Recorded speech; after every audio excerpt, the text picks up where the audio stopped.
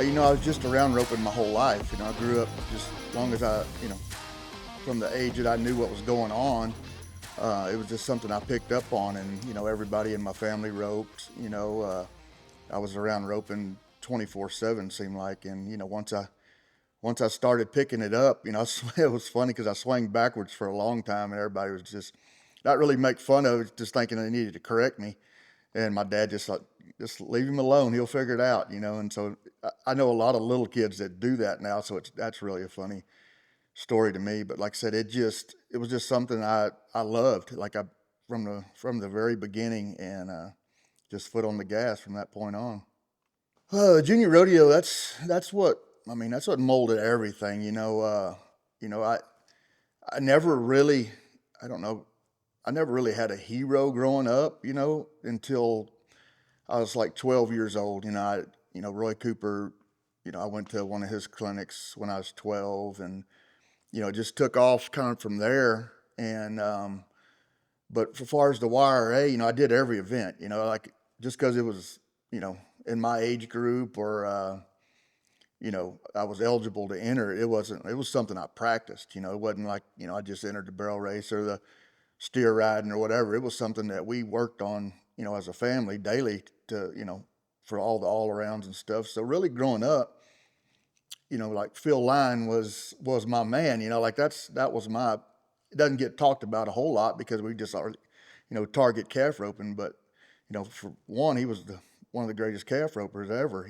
So that was kind of one thing that motivated me a lot. I love the all arounds. And then uh, that was another thing that motivated me in 2001. Is I lost my dad in 2000, but going back to the YRA days, that's all really, my dad wanted me to win the all around world championship as much as he did want me to win the calf roping. So, Sure.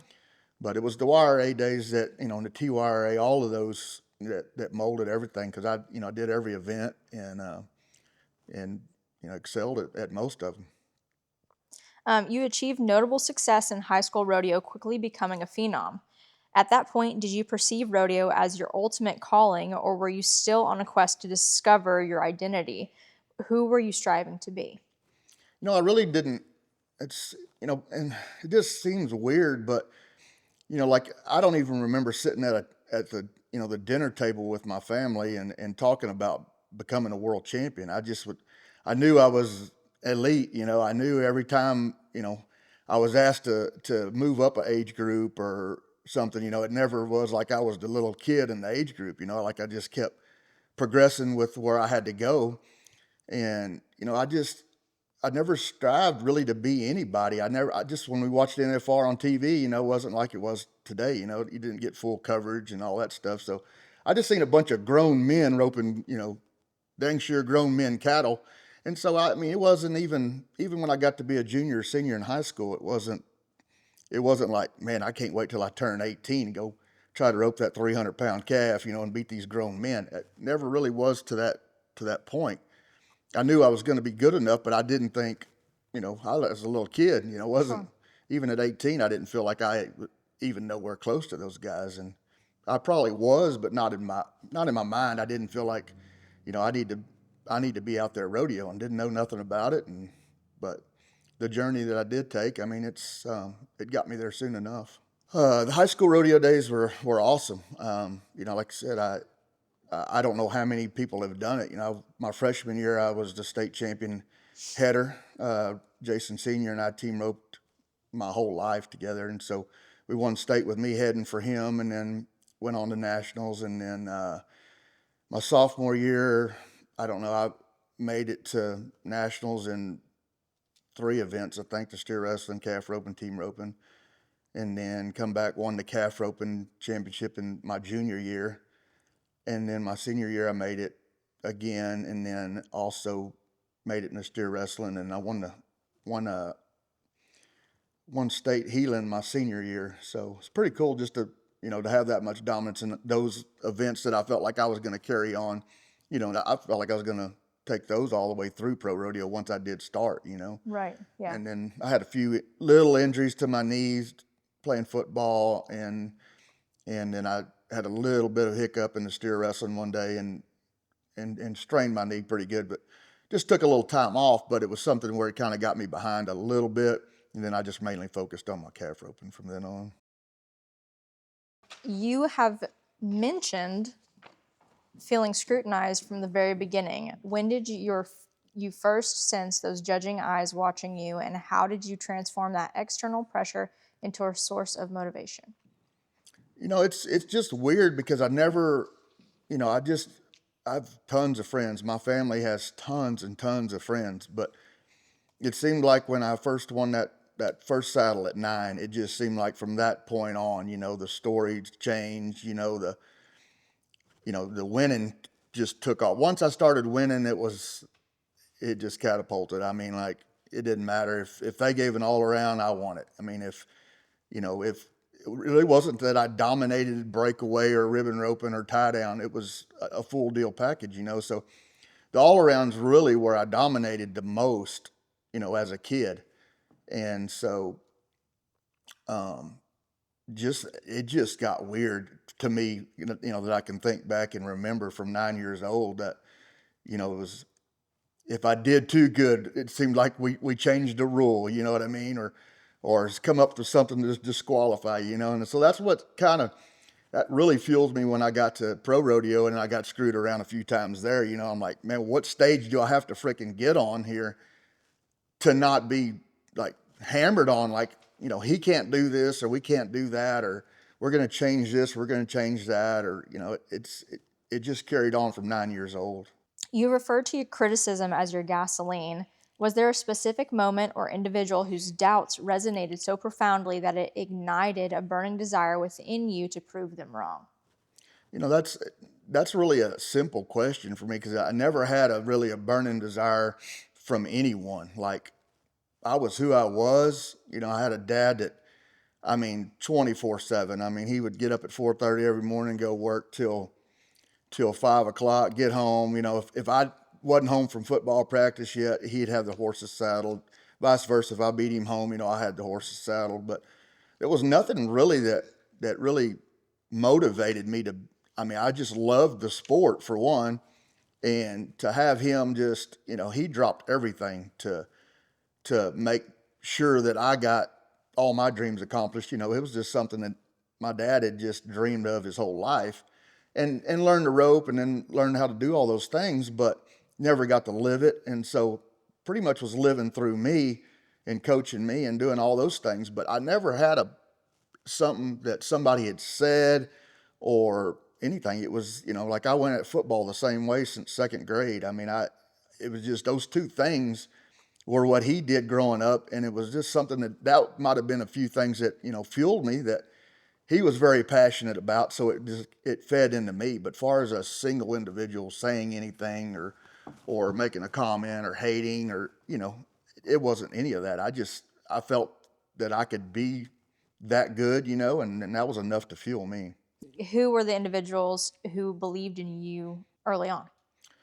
You know, I I had a lot of people believe in me because my family was so loved and liked, and just family, friends, and everybody roped, and so I was around tons and tons of people that just, like, I'd go to team ropings. I was just a little kid, but everybody loved my dad. Everybody loved my mom. I mean, like, it was just fun, and far as like my dad, just, I mean, he molded everything. It was, he adopted me at 2 years old, and never looked back. I mean, I was never treated anything but royalty, like, it was from that day on, and then we just worked and worked and worked at it.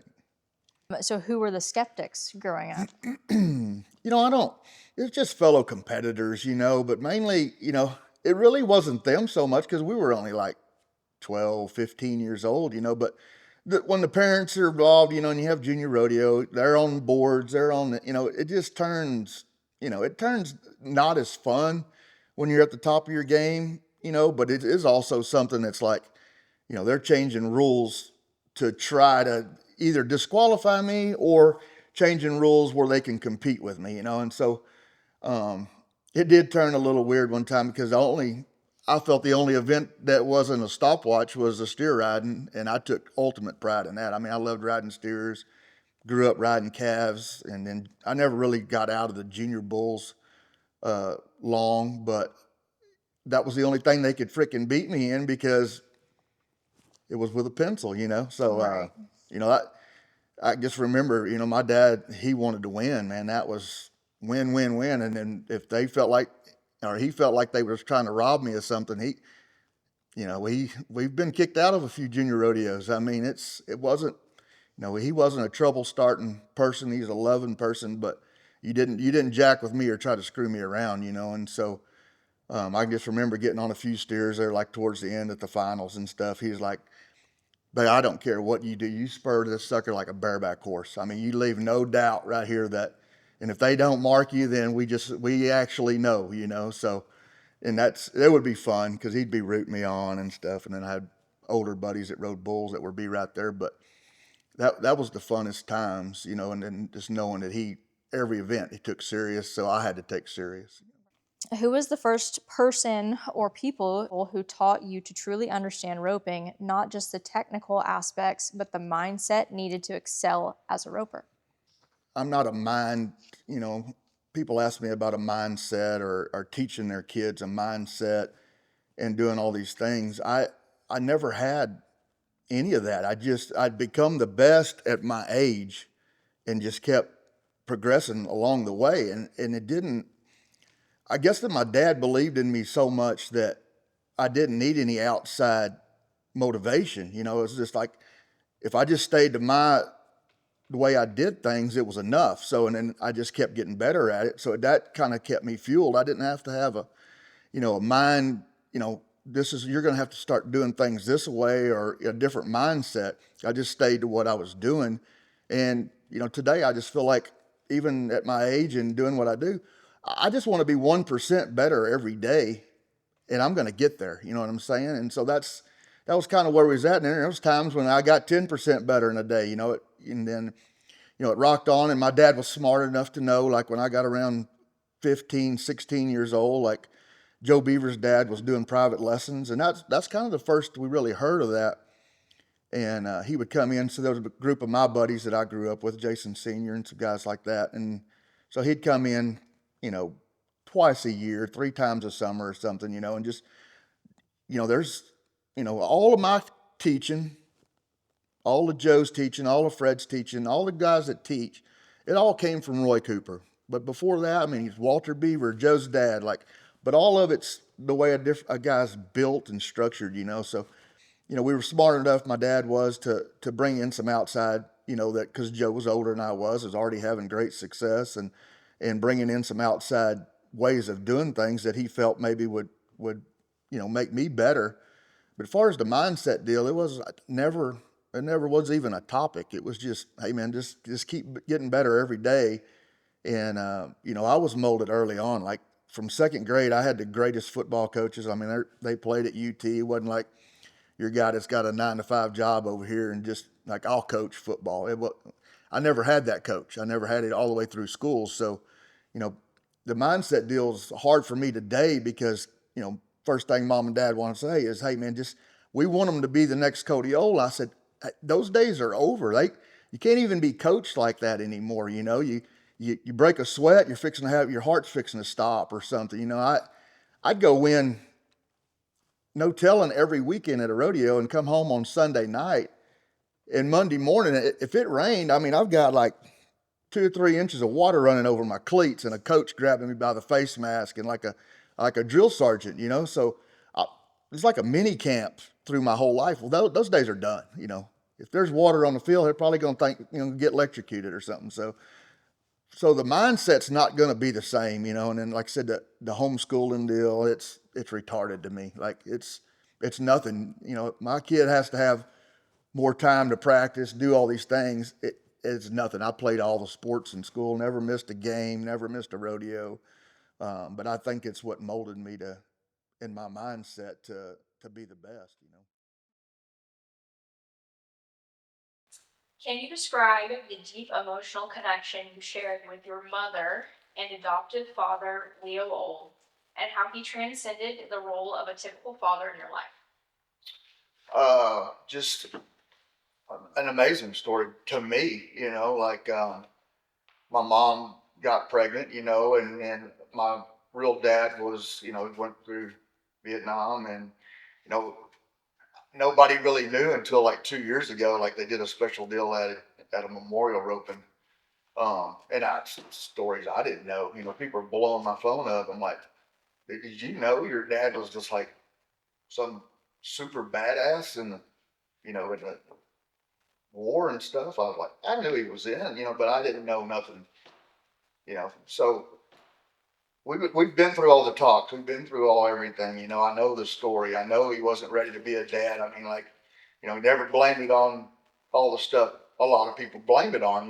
Like he just dealt with it himself. And so, and then Leo stepped in. I wasn't even 2 yet, and he adopted me. But it was one of the deals. He was great family friends with my real dad and my grandpa, and it was something where my grandpa backed it. Like he knew what a man he was, Leo was, and what he was wanting to do. He was just doing it more. It wasn't the name change was the whole thing behind it. It's just like, if I'm going to do this, I'm going to do this, right? It's not going to be I'm just some fill in. I'm going to give him all I got, and we're going to do these things. And I was never kept from my dad. I was never kept from any of my family on that side. We did all, like Christmas parties. We always were together, and summertime. I'd go over there, and it was weird at first because I really didn't know, but it wasn't something we talked about, and that was kind of another thing. It wasn't a secret, but it was like they didn't want me. How you see today, I think kids come home, get their ass whipped by one parent. They want to get jump ships and go live with their dad or go live with their mom. I think the way it was all explained, that's the reason behind all of it is, hey, you're gonna be raised right. We're not gonna jump ships. We're not gonna, you know. My dad was stern. I mean, he'd bust my ass, like, but it was all stuff that I brought on myself. It wasn't he was looking for a reason to whip my ass. No, it was stuff that I'd done or smarted off or, whipped on a horse, jerked on a horse. He was anti that. So everything that I'd gotten growing up was stuff that I, provoked and like I said, he was. I can't even explain the love that he had for me. I mean, uh, every morning, he left religiously at 4:30 in the morning, get up at 4, feed everything, and then go. Where I didn't have to. I had football practice, had to go get up early myself. But the love that he had for me was off the charts. I mean, it wasn't. He loved my. I mean, I could feel that he loved me more than he loved himself, and it was just something that fed me too. Like I'm like, and I didn't even know the difference. I didn't know that he wasn't my real dad for a long time. But like I said, I didn't. I was around everybody. It wasn't like I was kept from anybody. But the love that he brought to the table was the game changer. What important life lessons do you carry from Leo? The kind of lessons that your biological father was unable to provide. See, that's not even a question. Like, I mean, so when I'm at my real dad's, like, he was a workaholic. I mean, he trained horses. That's how he put food on the table. There was no bullshitting around either place that I went. Like, it wasn't no, I'm going to go over here and meet jack around for the weekend. We're the same thing. Like, he's letting me. It was a weird deal. I'm like, why did I get to rope on all these good horses, over here and stuff, and why do I get all these calves, and why do I get to rope more than anybody that comes around here? Like everybody got to rope as much as they wanted, but I could always feel like I get to ride this one, he has to ride that one, and I get to rope that calf, he has to rope that one. Like it wasn't something that I started picking up on, but I was just like, what's the difference here, and then, I'd stay there, weekends and during the week in the summertime when I didn't have rodeos and stuff. But as far as Leo, it was unreal. Like I said, it was whatever I needed, we got.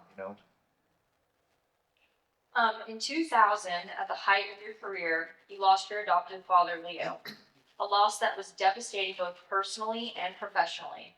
You had just celebrated a win at Laughlin, Nevada, when your best friend called and told you that Leo had passed. Can you take us back to that moment and explain how that loss reshaped you? Oh, I mean, even to the day, it's the worst day of my life, you know. You talk about like I'm to the point now where I've never been. I don't think that I've ever even been in a slump. Period, in my whole life. And it was I don't know. I went about 3 weeks probably without winning. I might have won some small checks, but nothing. I couldn't make that run that I'm accustomed to making, and at times making it when I really not supposed to or nobody else could. And I wasn't getting that run, and I was like, it got to the point where I'm like, Dad, I need to fly home, like I need to get home and rope. He said, you fly home and you miss this rodeo, that was the one you were going to win, and those were like five, six, $7,000 rodeos at the time. And so he's like, if you come home and you miss that one, that could have been the one you won and then propelled you and kicked you off. And so we just worked at it over the phone. I mean, like I'd call in, we would talk and break it down and like what's going on and what's this, and it just kept snowballing. I never could bam, just make something happen like I've been able to do. And so I had some luck in the first couple of rounds at Laughlin finally, and I talked to him that morning before I roped in the short goes afternoon perf, and then we were leaving there going to California rodeos, and told him what I had, and they were baling hay and doing all kind of stuff at the house, and they were busy, and so I ended up winning Laughlin and won good money there, and so. I mean, Laughlin's really kind of in the middle of nowhere, and then we were leaving there. We were in a hurry to get to Oakdale for the next morning, and I was with Lee Graves and Chad Giesmeyer. They were actually living with me at the time, so we traveled a little bit together when we could go and when the slacks were all together. But we left there. I never talked to him again because he was busy baling hay and doing stuff. So the last conversation was preparing for that run, but I never talked to him again after I won that rodeo. So that was the one that put a dagger in me. Because I lost the world championship in all around in '99 to Fred and the calf roping just by nickels for both. Had a calf, knocked feet out from under me in the 10th round, and you know probably the difference in winning both. And so, um, that's why I did every event, even at that time, because I felt like I needed to win an all around world championship for him, and so when that hit me, it was like it just felt like all that was out the window. My drive, the reason I won most of what I won was for me, but it was for him as well. Like yeah, the countless hours he put into me, and the devotion and all that stuff. That's what really jerked it out of me. Like I didn't have much of a purpose to really rope and be gone like I was, and because he was, I mean, it was my rock, man. Like that was my phone call. That was who I talked to. That was my coach. That was my dad. That was my everything. My mom was great, but that connection there with him and what we had going on was off the charts. So um, my drive was gone. I mean, like my finals was horrible. I shouldn't. It felt like I didn't even want to go. And so um, when 2001 rolls around, I just was like, man, frick this. Like I got good steer tripping horses here. I got two good head horses. I got three good calf horses. Like, here we go. Like, I'm gonna get after it. And it took off. I mean, it was probably one of my best years ever, and had two or three different team roping partners along the way. And then my steer roping had really progressed, so I made the finals in both the calf roping and back to this point. Like it. That's what just jerked it out of me. Like I said, they were baling hay and going all day, and he would go to Richmond or Rosenberg, one or two. There's guys always at the stores that were looking for work. So he would load up two or three when when work was needed some extra help. So they had a long day baling hay, and he took them home. And on his way back, he was by himself and had a heart attack and come in oncoming traffic, and it was only like a mile from being home, and killed instantly. And you know and there's some other people that lost their lives too. It was just a horrible mess. And then, like I said, that was the day that like the drive and the purpose was gone. Like I didn't even want to leave. Once I was at my mom's, I didn't care to rope. I didn't care to even talk about roping. Trent Walls come and stayed with me a few days, and as far as that, I just stayed there. My best friend was the one that called me, Steven Resnicek, and you know he he actually lived there at my house when I was gone and helped my dad and stuff like that. So to have him call me, and there's him being my very best friend, it was rough. Like I couldn't even. I mean, I couldn't process it for sure. I had to get home, but losing him it was the worst thing in my entire life. You have mentioned that Leo loved you more than anything, including himself. What does that mean to you? It meant everything to me. It was to have some. I mean, like to know the story once I get older, to know what a person stepped up and done. Like that's where I got the most respect for him, and then that's where you know I take the ultimate pride in being a good dad because my dad was loud, so it didn't matter what I was doing. I could be at a washer pitching contest. I could be at a choir concert. I could be at a rodeo. I could be at a football game. And the first person I seen when I turned around was my dad. So that's what made me put as much effort and pride in being a good dad. I try not to miss anything. Well, in my prime of my career, my kids started coming, and so like I missed tons of stuff. I wanted to coach. I didn't want anybody else coaching my kids. I knew the kind of coaches I had growing up and what it took for me to get to where I was at, and so I did a lot of that, and I don't know, it was a train wreck for sure, but um, I knew I knew the love that he had for me for sure, it was, and everybody else did too. For sure. Okay, now transferring into your career. You purchased your PRCA card in 1994. That same year, you were named Tie Down Rookie of the Year and qualified for your first national finals. How did that season reshape the way you saw yourself as a competitor? It's funny because we just talked about this the other day.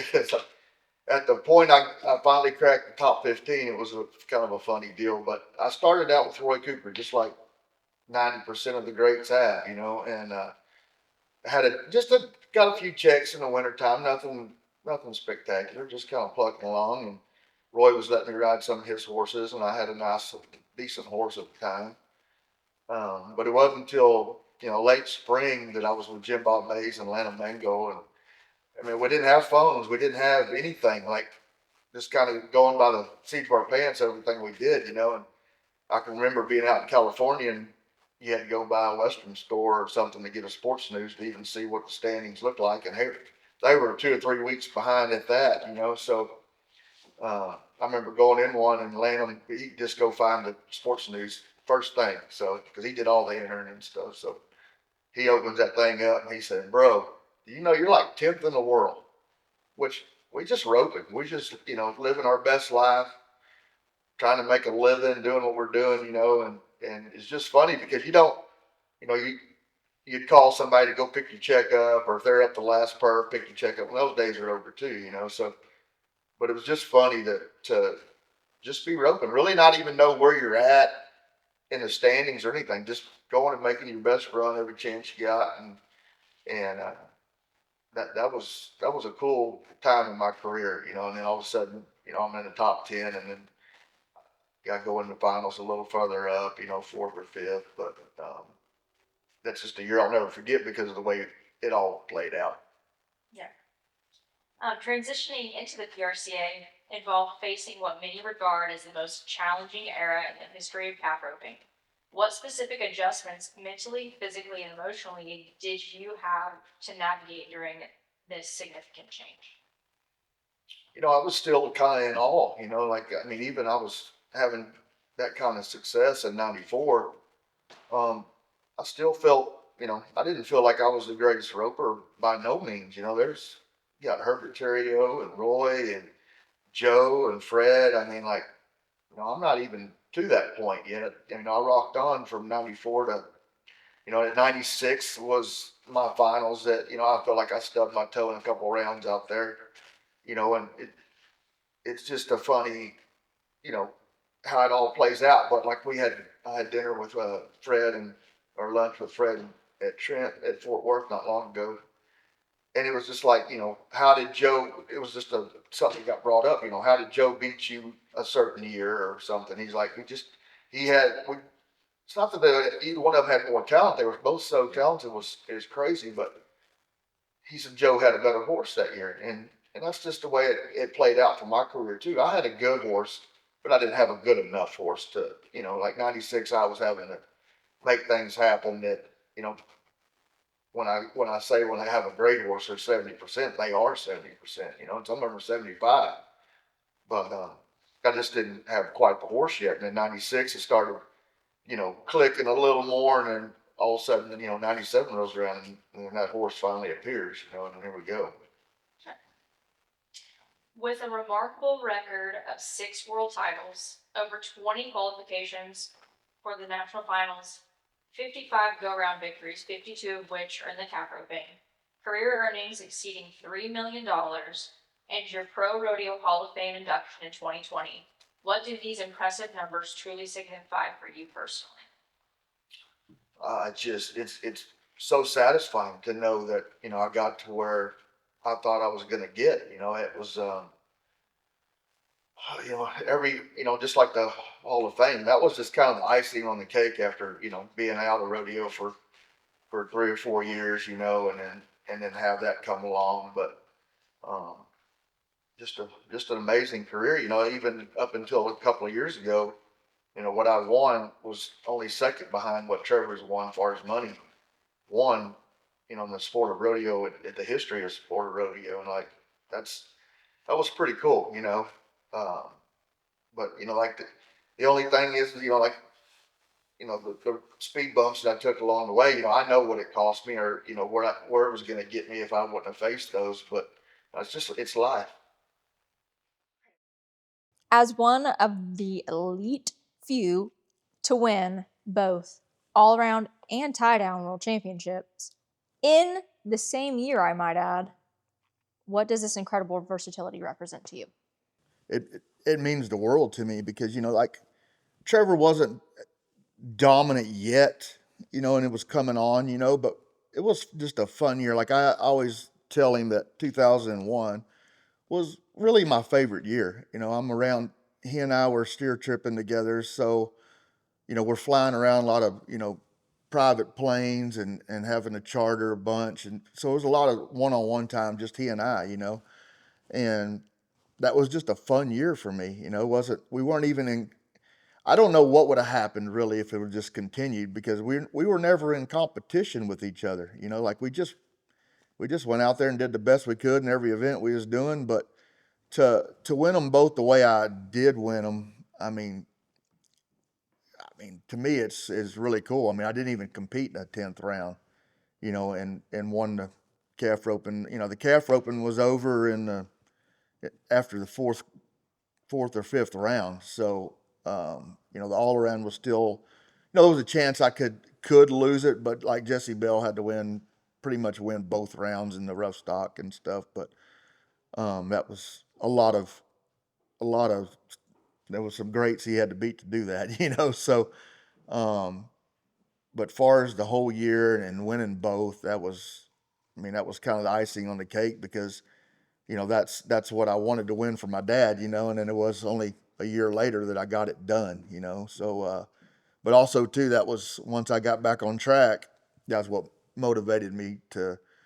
I didn't fly home as much that year. I didn't stay, I went to most of the rodeos that year because I was already having to go to the steer roping anyway. So that was one event that I had to show up, and then also too the team roping. I had good partners. So it wasn't like I was just calf roping like later in my career when I'd go to 30 rodeos. I didn't have anybody to, that was trying to feed their family, and I was jeopardizing that.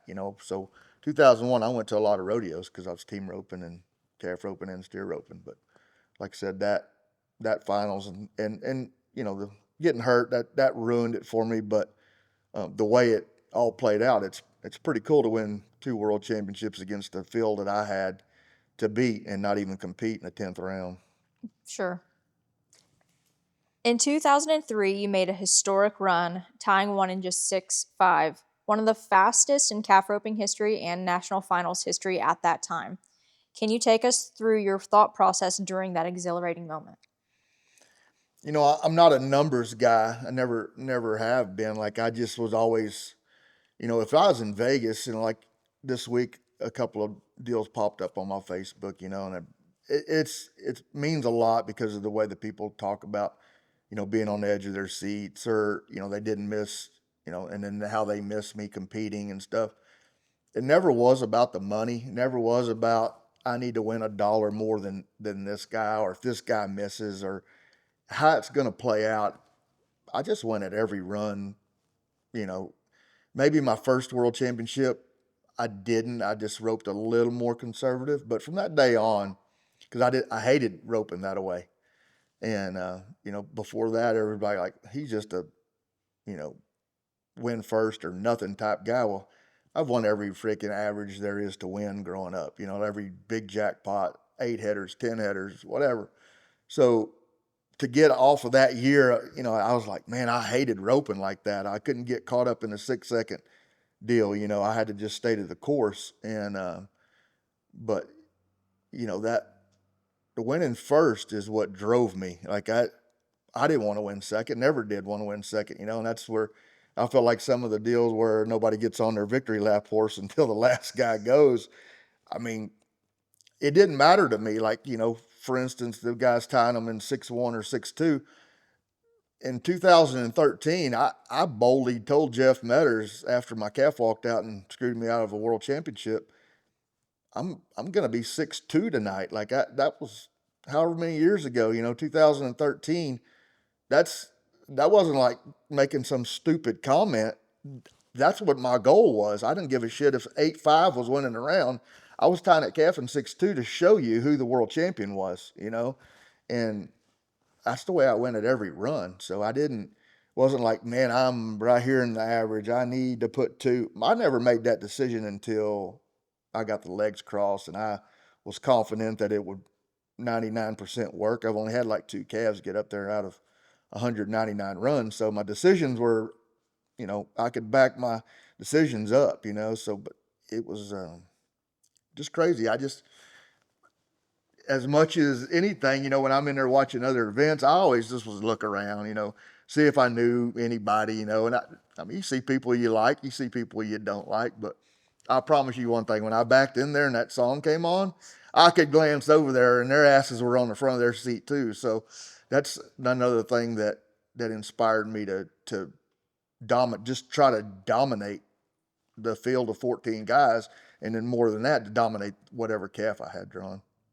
What song? Well, it's "Oh Cowboy," Kid Rock. So, but it was just awesome. Benji Bendeley started that, with Bad Company Rodeo, which Bad Company Rodeo changed rodeo forever. So, but that song come from Benji, and then we added some AC/DC in there into it as we went on, but just always spicing it up a little bit. But it was just funny because my song was always a little louder, it was always a little longer, and stayed off of the grand entry type songs while you're roping as much as we could. You only needed to be 12.4 to win the world that year. Why did you push the limits? I just felt like I had that calf, and then like I said, I'm not a numbers guy like Trevor. He would have known down to the 10th of a second who needed to do what or how it needed to play out. I watched some old videos and I just remember him knowing what he had to do. What, if this happened, he'd missed the barrier a foot, which that's not like him. I mean, like he usually pressing on it, but he knew exactly, just go tie this calf down. I wasn't that guy. I was blow it out of there, put on a show more than I was to win the gold buckle. Yeah, it was all about the gold, but I'm saying like my foot was on the gas and it didn't matter. And that calf, I felt like I blew the barrier out of there and when they step to the right there at Vegas, I mean, you can be so fast. And so it just all played out perfect. And, like I said, Fred's behind me still, I don't know how it has to happen, but I know if he can't beat me, pretty good odds that I'm going to win the world championship, So, I mean, pretty much made a statement on that run, you're going to have to break the arena record, the world record at the time. Like, that's what you're going to have to do to beat me today. So, Yeah. Do you want to walk us through that run, start to finish? I can. Okay. Like I said, all week long, I mean, I don't even remember who was helping me that year. Maybe Paul Zanardi or somebody, but there's a certain number of calves that pop in your head, when you've tied them the first time before we come to Vegas. And then we get to Vegas, there's certain ones that pop in your head and that you want. And it's just a funny story because some people, naysayers, will say how good the calf was or whatever. And I was like, there's 3 other guys that run that calf before I ran him. So that's a 4th run on that particular calf. And not a check was even won on that calf. I mean, and it was not the calf's fault at all. Like, he was a great calf. They just, made a mistake, misstrung him, misflanked. He did whatever they did, but they didn't place on the calf.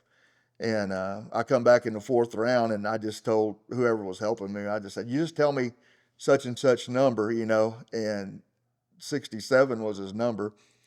And so sure as crap, I have him drawn, and that's the one I wanted, And it really, to me, it never really mattered to me. Like, I just wanted a calf that didn't kick. I didn't care if he went left, right, tried to outrun Man of War. I didn't care, as long as he gave me a chance if I did my job to not screw me around and kick.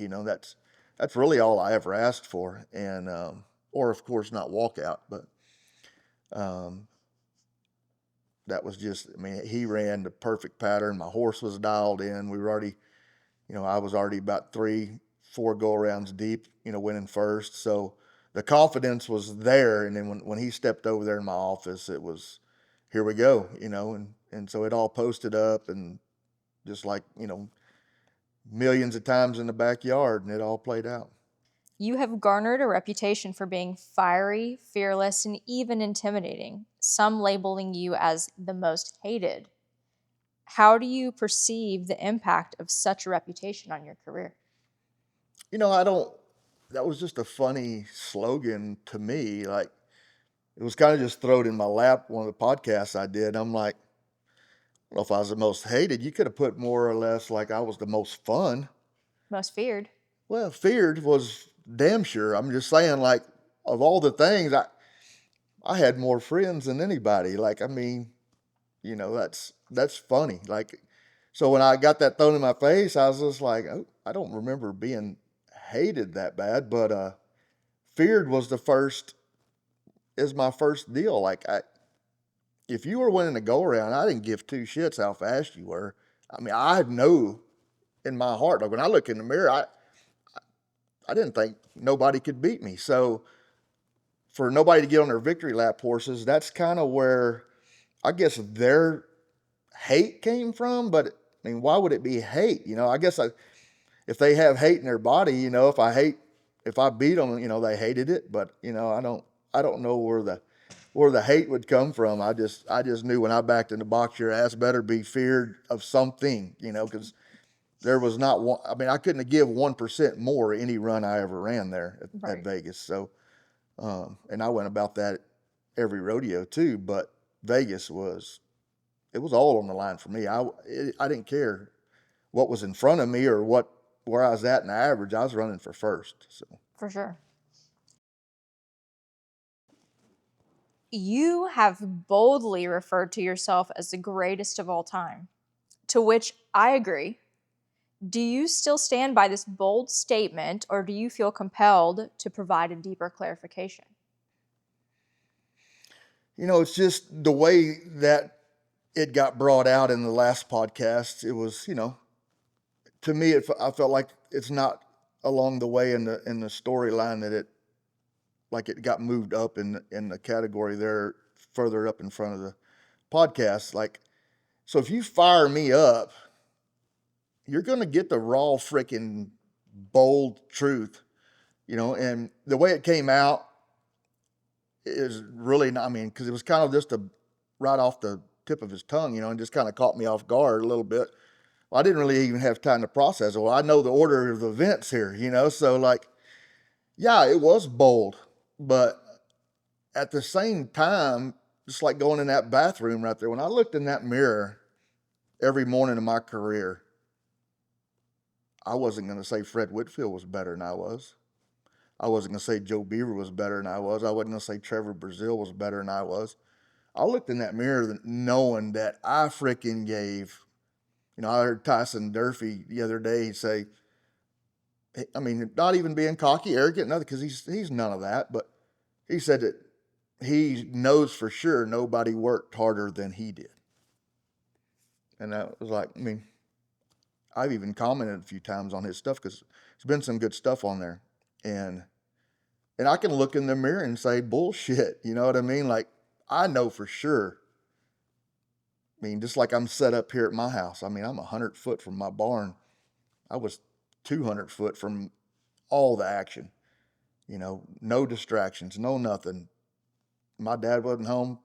Cool. I was flanking and tying by myself countless hours. Just, I look at my hands now and I get a little bump on them. And I'm like, damn, that hurts. I mean, I can just remember every knuckle just bloody, every finger taped, like, and I know that he put it into work, but when I look in my mirror, I'm not going to tell you there ain't a freaking living soul that's better than I am. I mean, I'm not ever going to do it because for me, it doesn't make two shits. I mean, like, there's one person that I have to impress. That's it. And, I'm the second. So, I'll stand behind the statement. Yeah.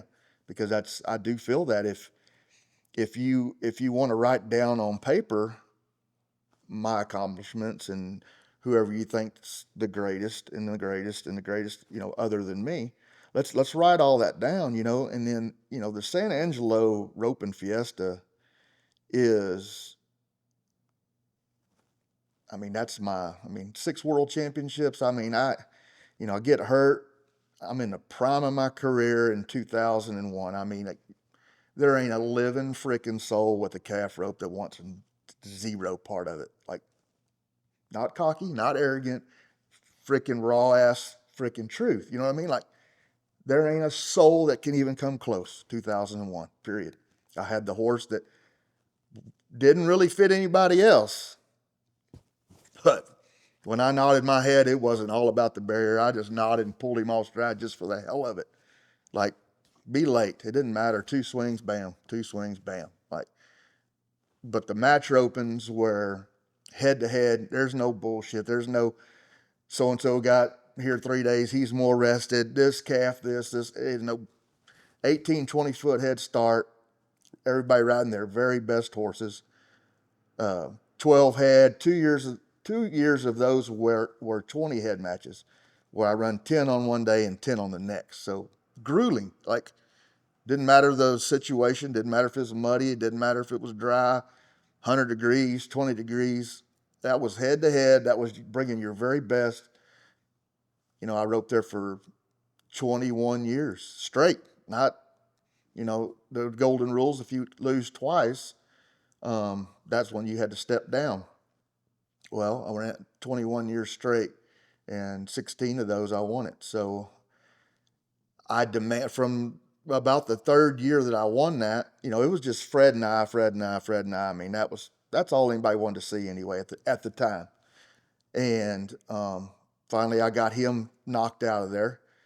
And so when I knocked Fred Whitfield out of a match twice in a row,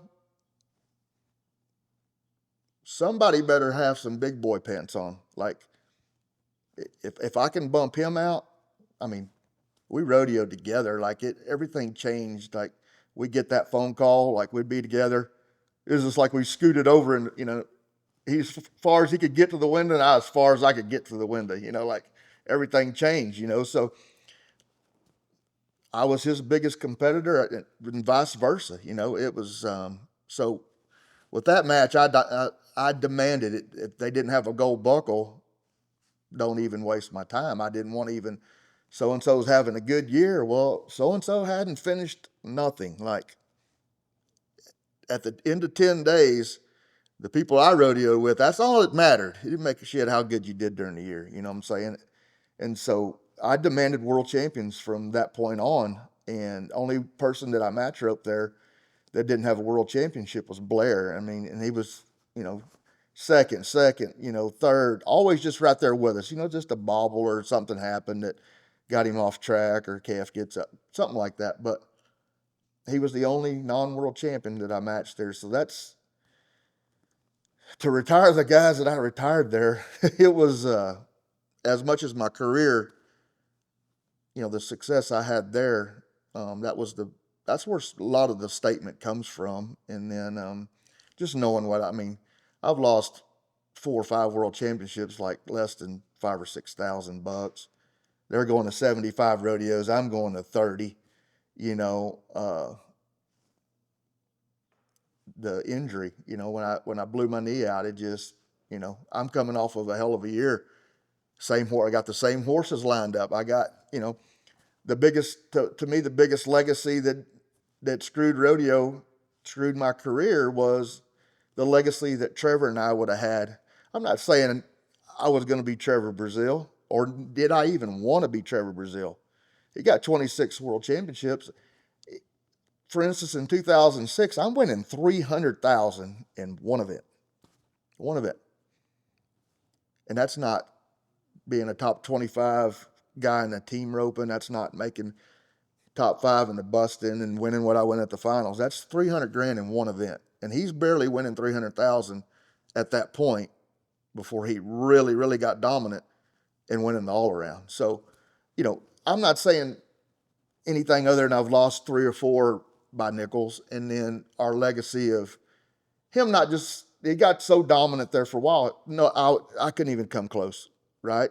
But for the next 5 or 6 years after I won it, there was, if I could have got 2 or 3, we're talking about 4 here and 3 there. You're talking about another 6 or 7. And somebody would say, "Well, you said a dozen more." No, a dozen total is what I felt like I left on the table. So, at 9 would have been the most. So I felt like I would have been there easy, and then, 3 or 4 all-around world championships in there, on years that he didn't dominate as tough as he did. So 9 would be the record. So, I just know what I left on the table, raising kids and going to half as many rodeos and still being a guy that had a chance at a world championship in the 10th round 99% of the time. Some of the messages that I get from the greats, like, that's, Ernie Taylor loved me more than life. I mean, that was, 2 weeks before he died. I didn't know he was going to die, just call him on his birthday, and that's the first thing he said. I've seen them all, bro. None of them compare. Dean Oliver, same thing. I've seen them all. I've never seen anybody like it. Like, that's what I get to. That's what I got to witness. That's what That's our bond. So, Roy. He had to be everybody's team player, though. Everybody went to Roy, but the one-on-one times, like, hey man, if you're not better than I am, we're doing something wrong here, right? Like, next generation should be getting better than the past. So, to have them 3 guys tell you that's as bold as it freaking gets. So you think you're the greatest of all time?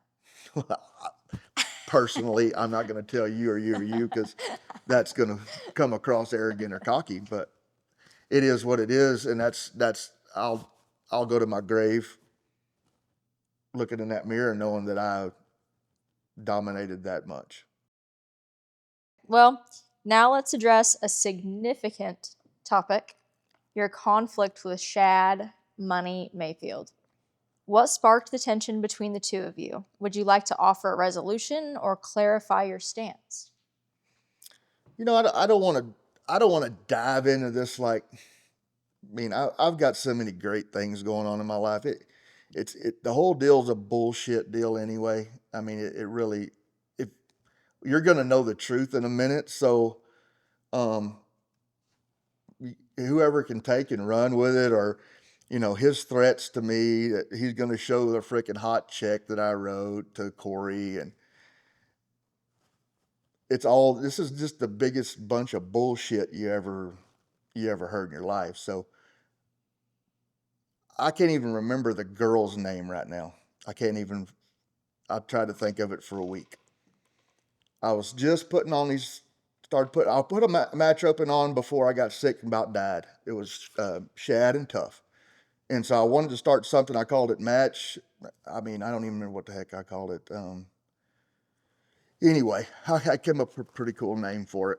And so I was wanting to, because when I grew up roping, when a jackpot roping was over, they was 4 or 5 match ropings after the roping, like $500 matches left and right. So I was kind of trying to bring that back into ropings. Put on a roping, but have a signature match. But even if I don't have a jackpot, I just wanted to have 4 or 5 match ropings. Well, that's kind of what I started. Then I got sick and about died. Come back. Nowhere even, I mean, my doctor said, come on, man, you don't need to rope calves. Like, really, let's don't do that. I got a new hip put in, healthy, I'm not limping anymore. Can't even tell if I ride 10 horses or no horses, you know. But far as competing and doing it with, he said, I know how you're going to compete. So it's not like you're just going to go out there and go through the motions, And so, this girl reached out, and his kid's name is Caleb Burquest, and he's from Montana.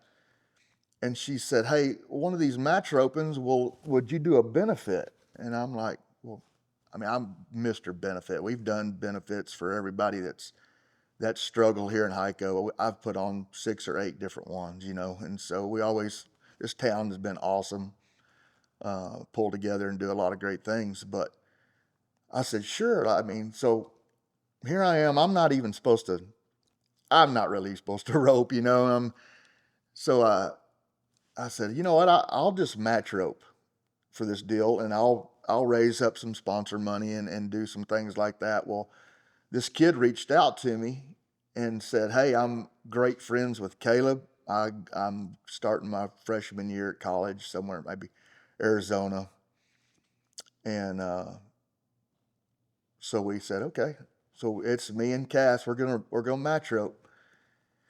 Well, it comes down to it. Like I said, okay, this is what I want to do. Some of my sponsors are, say, 12 grand. I would take 2 grand out of those personal sponsorships, and I'd put towards that would be my 12.5. Plus, if I get some private sponsors, you know, during this time leading up to that, I'd use that for the added money for the roping and stuff like that. So the day before, I still haven't even roped a calf. And he comes in town, and he's a really nice kid. And so I was like, we might ought to put one run on these calves, and better than that, I might ought to run one before I match rope tomorrow. So I run 6 or 8, and I'm like, wow, man, like, getting the itch, and I was like, I didn't even know how I was going to go, but I knew it was on Bucky. So the other parties, they get to their 12.5. So we with the auction items and stuff, probably 30 grand, and we're talking within 2 week period. So we're talking 40 grand and then 30 grand, and I'm maxed out. Like I don't want to be that guy. I pull up in my truck and it's like this guy, oh shit, go hide, like he's going to hit us up for a sponsorship for a roping, That's where we was going to go at number 3, it seemed like, and I'm like, man, we got to give this a break. We'll do it all again next year. We'll start it all over, but let's give everybody a little break here, So, Shad had been going through hell, man. Like he wasn't winning, like looked like he never roped sometimes. Like it was bad. So he reached out to me and wanted to come just get tuned up. Had some big rodeos coming up, Corpus Christi, stuff like that. He brings his cattle over. We get after it for 2 or 3 hours there, work through it. It started off ugly. And I mean, like probably missed 6 or 7 calves in a practice session. And, but by the time we got done, his driver at the time was Corey Carrington, and I don't know. I mean, I had whiplash going through my career, and there was nobody who would take a bullet for me other than that dude. But that Corey, whoever he works for, I mean, he's all in. And I got to see him at Vegas before I done all this, and I just noticed how dedicated and how hard he worked, you know. So I was behind it, but I was like, shit, I'll be honest with you, like I would love to do something for Corey, but I mean I don't know how to raise enough money right now. Like everybody's giving really, and especially local, you know. And so I said, to me, I think the only way we pull this off is if you and I match. I mean, I really feel like, I mean, do I have a chance to not look like a dumbass against you? Well, I mean, I'm supposed to look like 3 seconds off, and I was prepared to be 3 seconds behind the first match I had, you know, like until I was 3 seconds behind, and then it was time to put you know, forget about being hurt and get this win. So, you know, I built up to some confidence, you know, like I didn't feel like I'd get embarrassed, you know, I was prepared to lose. Yeah. And till about 2 weeks before it, you know, then I was like, I'm making some decent runs here, you know, like, so, anyway, our deal is I put up 12.5, he puts up 12.5. We go to the Cowboy Channel, we sell this, we get it going. I get home, I'm thinking, man, if we just get this on the Cowboy Channel, here we go. We're going to get some people come in.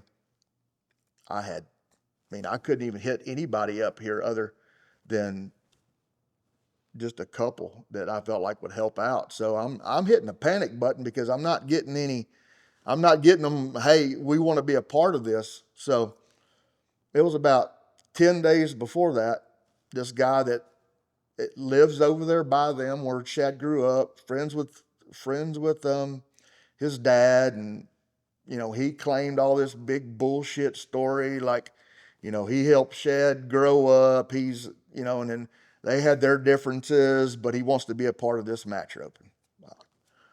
Here I am. I got 5,000 added in the open girls breakaway, and I got 5,000 added in the open tie down, plus 12.5 I got to come up with for a match open. We're getting to you know, the finish line's coming, and my ass is pinched. I'm like, man, where are we gonna get this at? You know, so I had the match open. You know, that was 12.5 going to be my part. I already had 5,000 for the two ropings. You know,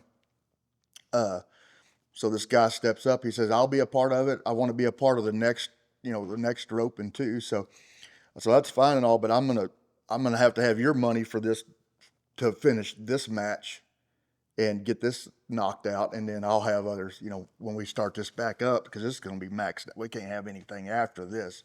We're not going to get any money raised, you know. So he said, no problem, you know. So he sent me the first half of the deal, so that covered up one of the $5,000, you know, added money for the jackpots to get the people there. And so we never talk anything about money or anything. We show up and he brings a couple auction items. No big deal. So we get done roping that day. He wins the match roping. I mean, it was a big deal. It was a good crowd. We had a good match. But it come down to it just from the time that roping was over, it went from something that was so cool and we're helping Corey to something that was ugly as it can get. And I'm just like, honestly, I was freaking crushed. Like, are you serious? I mean, I gave Corey 7,000 cash. That's what we made that day, 7 grand cash.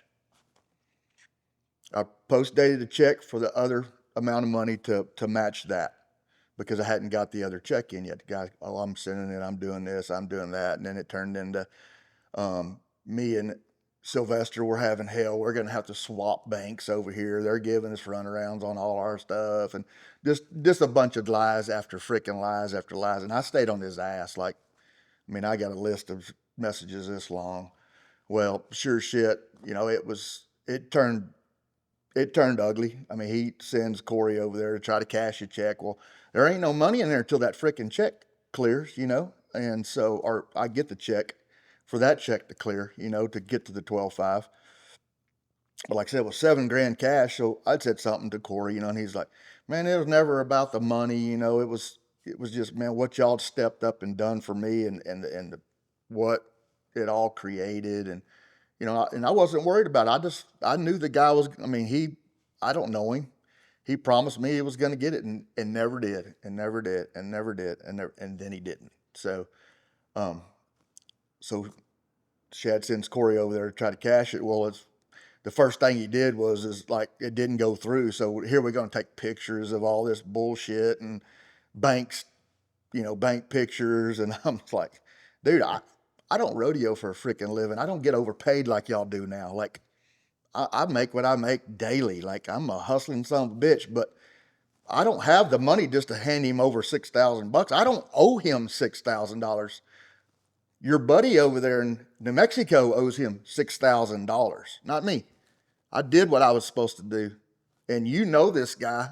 And so, in a roundabout way, he had done cussed me to this guy. So then this guy says, oh, I ain't paying, like he done bashed me to this guy. So I've only gotten half of my money from American Hats at the time. I'm waiting on that 6,000. You know what I mean? Like either one of those could have paid Corey. Didn't make crap that I wasn't getting my sponsor money just to make this deal right. He takes it up on himself to personally call my sponsors, mine, and tell them that I'm keeping all the sponsor money, which had nothing to do with anything. That's my personal sponsor money. That had nothing to do. I'm personally drawing out of my personal sponsorships for these kids.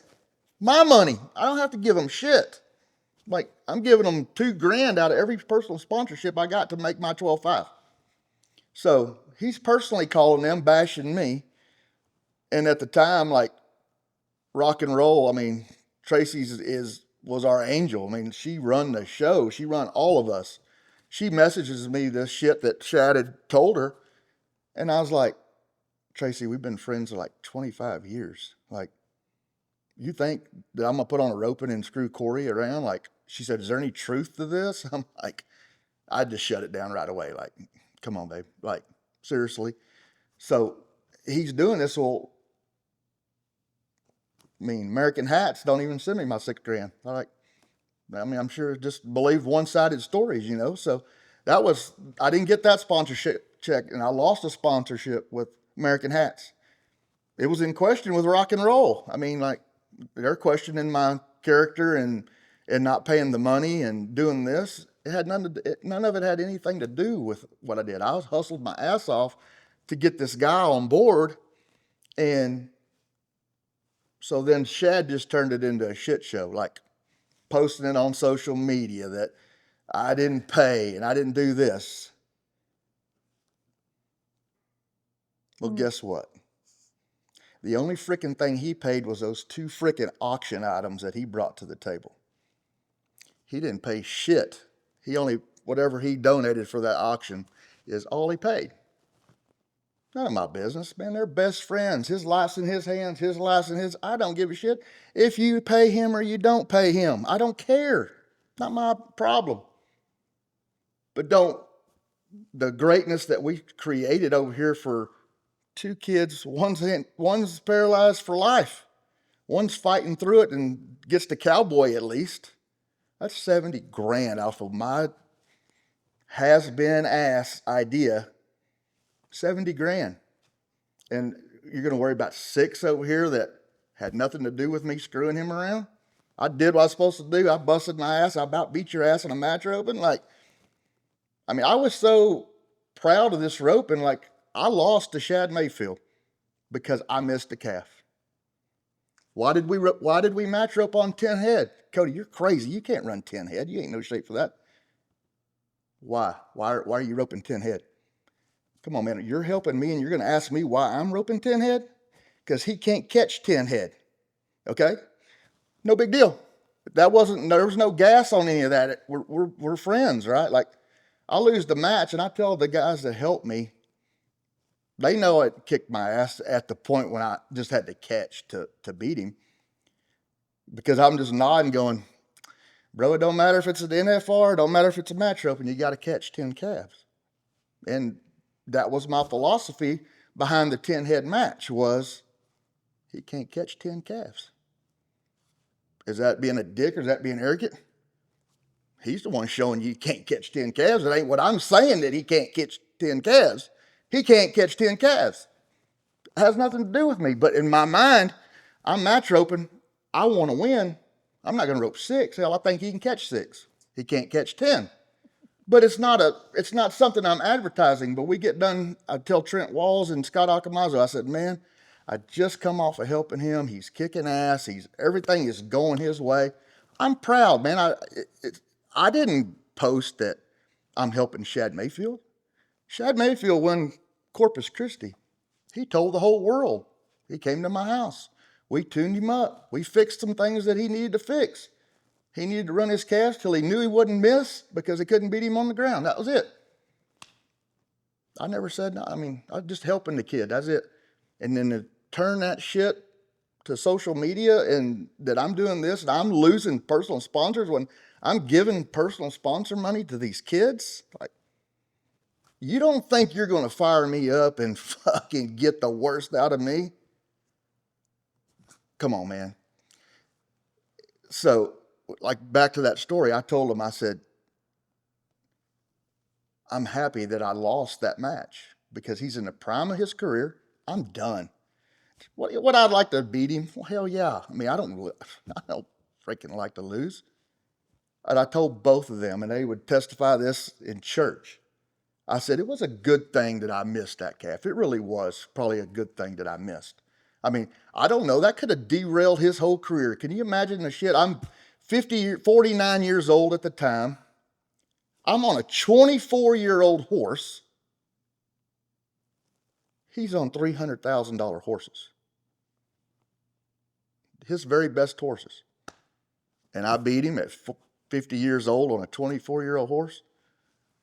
Who knows what that done? Who knows what the heckling he'd have got? Who knows if that would have been the deal that broke him, or maybe, I don't know, if it might have propelled him. I don't know, but it wasn't the topic. I was like being sincere. I was like, I'm really glad I didn't beat him. Really. And then for a week later, just bash me to the max, like, I'm going to post this, I'm going to post that. Today, I don't give a shit what you post, man. Like, post whatever. You're not doing nothing at National Finals Rodeo. Everybody wants to take my comments and twist them and do all this shit. My comment that you've never won a world championship, they're not lining it all up. I didn't say, no shit, he's got 2 world championships. What I said was that he hadn't won one. So what I'm trying to say is, if I went in the lead to the National Finals Rodeo, your ass was mine. Like, when I walked in that door, they knew. Like, I did everything first. I walked in the door first. I roped the first calf, getting ready for the NFR. I don't give a shit if there's 14 guys there. I roped the first calf. This is my show, right? It hasn't been his show yet, like, period. One rodeo, the American, gave him a world championship. He won 2 checks at Arlington. I'm not bashing the guy. I said he hasn't won one as far as getting his ass there, being in the lead, and freaking the rest of there ain't even 14 other guys here. That's where my comment came from. And then the same thing all around. I mean, got this lead, but Vegas was crap, I mean, it just doesn't happen like that. I mean, for me to say it was a gift, damn sure was. I mean, he didn't get to Vegas and earn them. To me, I could be $200,000 in the lead, and I wouldn't have given a shit in my prime if we'd have started at 0 when we got to Vegas. I mean, that's just the way I was and the way I'm wired.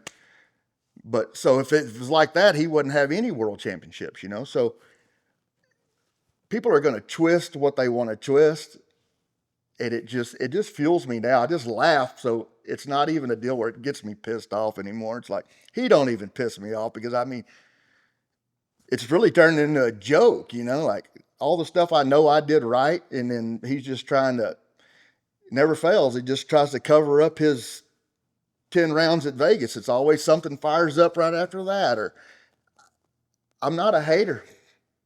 I'm not. Did I hate him? You freaking right, I hated him. And then I had some life changes go on and I couldn't hate him anymore. Like, I don't even hate anybody. So when I see him, it's no different. I mean, he don't have to speak to me. I'm like Blaine Cox or anybody else that has bad dealings with him. We still speak. I'm like, I don't give a shit if he says anything. What's up, Mayfield? Like, I don't give a damn. I mean, you're not taking my birthday away. I mean, just because my comments, like, you created this shit show. I didn't create the shit show. You created it, but you're not going to keep threatening me that you're going to show bank statements. Hell, I write hot checks still. Go get that son of a bitch and post it. I don't care. I make them right, but yeah, I still do. I don't even keep up with my balances. I don't give a shit. Like, as long as you make them right, we're good, right? So, but what I'm saying is I don't care. Like, post what you want to post, but I'm telling the world the truth, what happened. So, there you go. Facts. Facts. Off the list. Raw. Unfiltered. Like, the worst part about it was it got to where I had a wild hair up my butt and I was going to enter. I entered the Spicer grip roping and like, I get there and it was a freaking mouse in the room the whole time I'm there, So I was like, well, what the hell? Like, me and Blaine Cox, we've been friends. Like, I love Blaine Cox. I don't even know him that good, but just watching him junior rope, we're friends. I speak to him. His dad, I've always liked. His dad was always golden to me, like, and it just got to, the roping was about over and I'm headed to the trailer. I didn't make the short go, and I got Sailor with me, and we get out to the trailer and I turn around and there's Shad and there's Corey and there's Blaine. He's done got Blaine brainwashed that I did all this shit and I screwed Corey out of money, and here I am. I'm like, surely not, Blaine. Like, I've never had a bad nothing with Blaine. I've always liked Blaine a lot, And I mean, I'm pretty much surrounded at the back of my trailer at the Spicer grip. Like, Sailor comes bebopping around the corner there, and me and Shad were pretty vocal at the time, and she's like she don't have a clue, She know we ain't getting along, but like, what's fixing to happen? They fixing to jump me or whatever, and at the time, Corey's so brainwashed from Shad, firing him up all the time about it, that, he feels like crap today about it, that, I wasn't the man I needed to be to step up and say it's bull crap and, let him provoke me to treat you that way. And, like me and Blaine, we message all the time now, like I just back to normal, which it wasn't ever anything about me and him never had a bad word. I mean, but he'd walk by me like Shad would. And I'm like, come on, man. I mean, I've never done anything to you, Blaine. Like, but it's just cool how it full circles, now him and Shad don't get along. Corey and Shad don't get along. I mean, no shit, like, but Corey is the worst. He doesn't ever even want to talk about it. He doesn't want anything. But he admits that, I let him, provoke me to be a jackass over this deal when I know you did all you could do. And then I'm just blessed and thankful that's all he's ever said to me personally. You know what I'm saying? And he didn't really say much that day, but he could, he was just, he was stern in because Shad was being so stern that he just, he sided with him. And then after the fact, when they have their differences, he's like, man, I'm sorry. I just, I should have been a man and said, like, hey, this ain't right. But I mean, I message him all the time now, and he's always positive. He's always this, appreciate all you've done, and if there's anything I can do for you, he works for Riley and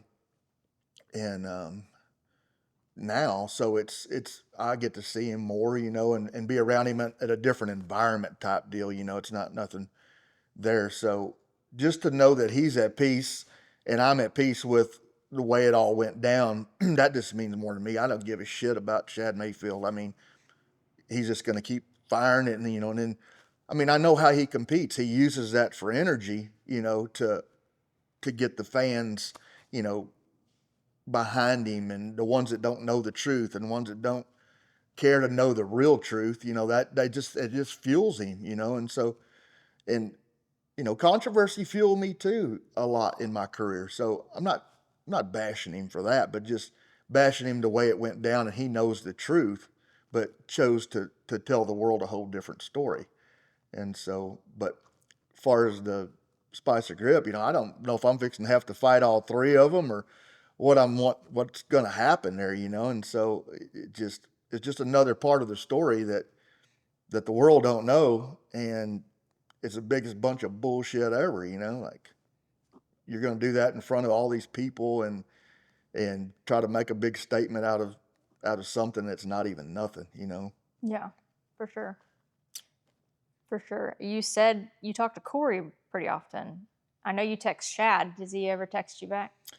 Well, I've messaged him some, and I was talking to a girl at one time, and she's like, she knows all the stuff about the phones and this and that, and like, he's got you blocked, or he's got you blocked on social media, or he's got you blocked on text messages or whatever. This don't pop up, that don't pop up. But anyway, I was messaging him some stuff, and it wasn't even ugly stuff. It was like, and so I texted Corey because I didn't know that he wasn't working for him anymore, and I said, hey, would you tell Shad to I messaged him or something, just turn his damn phone on or whatever.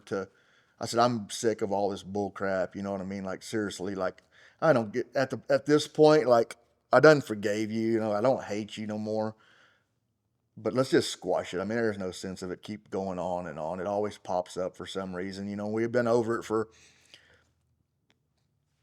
I don't know, maybe a month.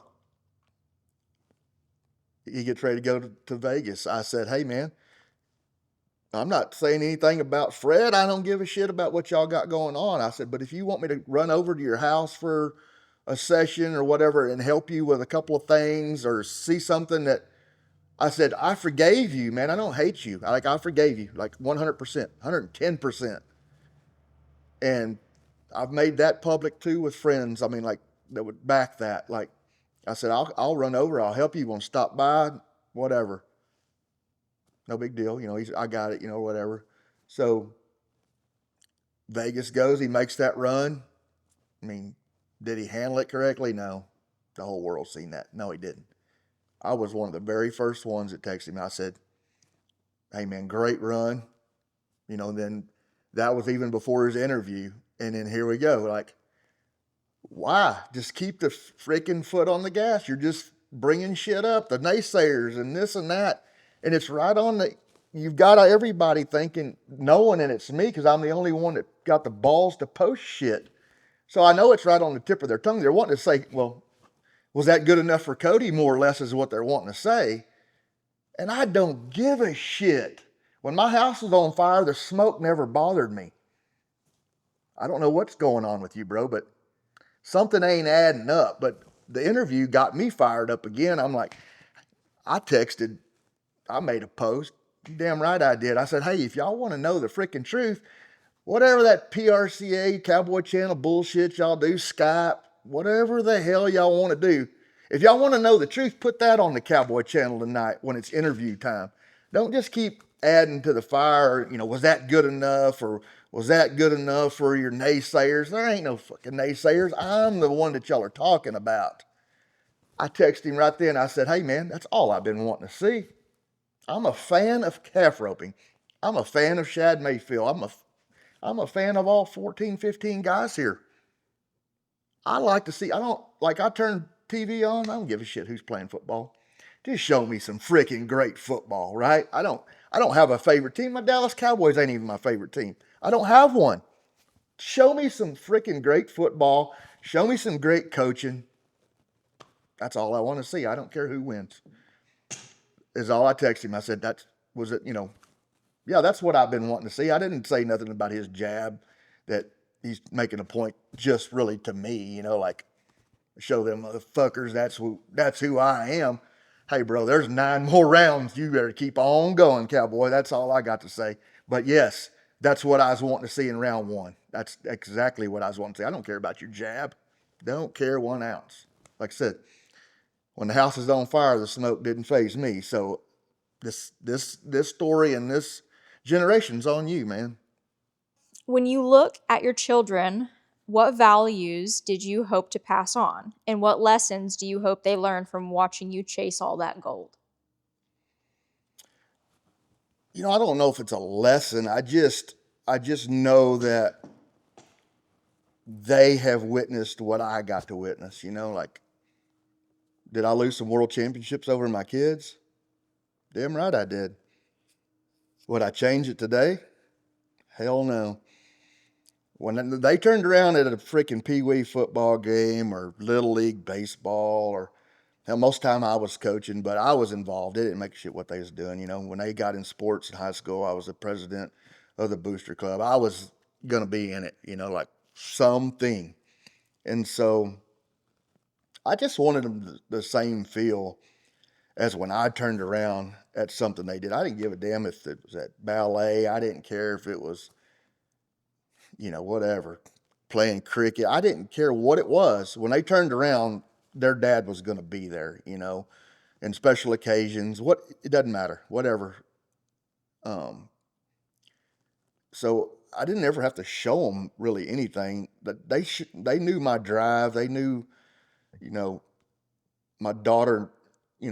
Blake, he's a little behind, but like far as Sailor and Hunter, they're very intelligent. Like they they they realized the sacrifices that I made.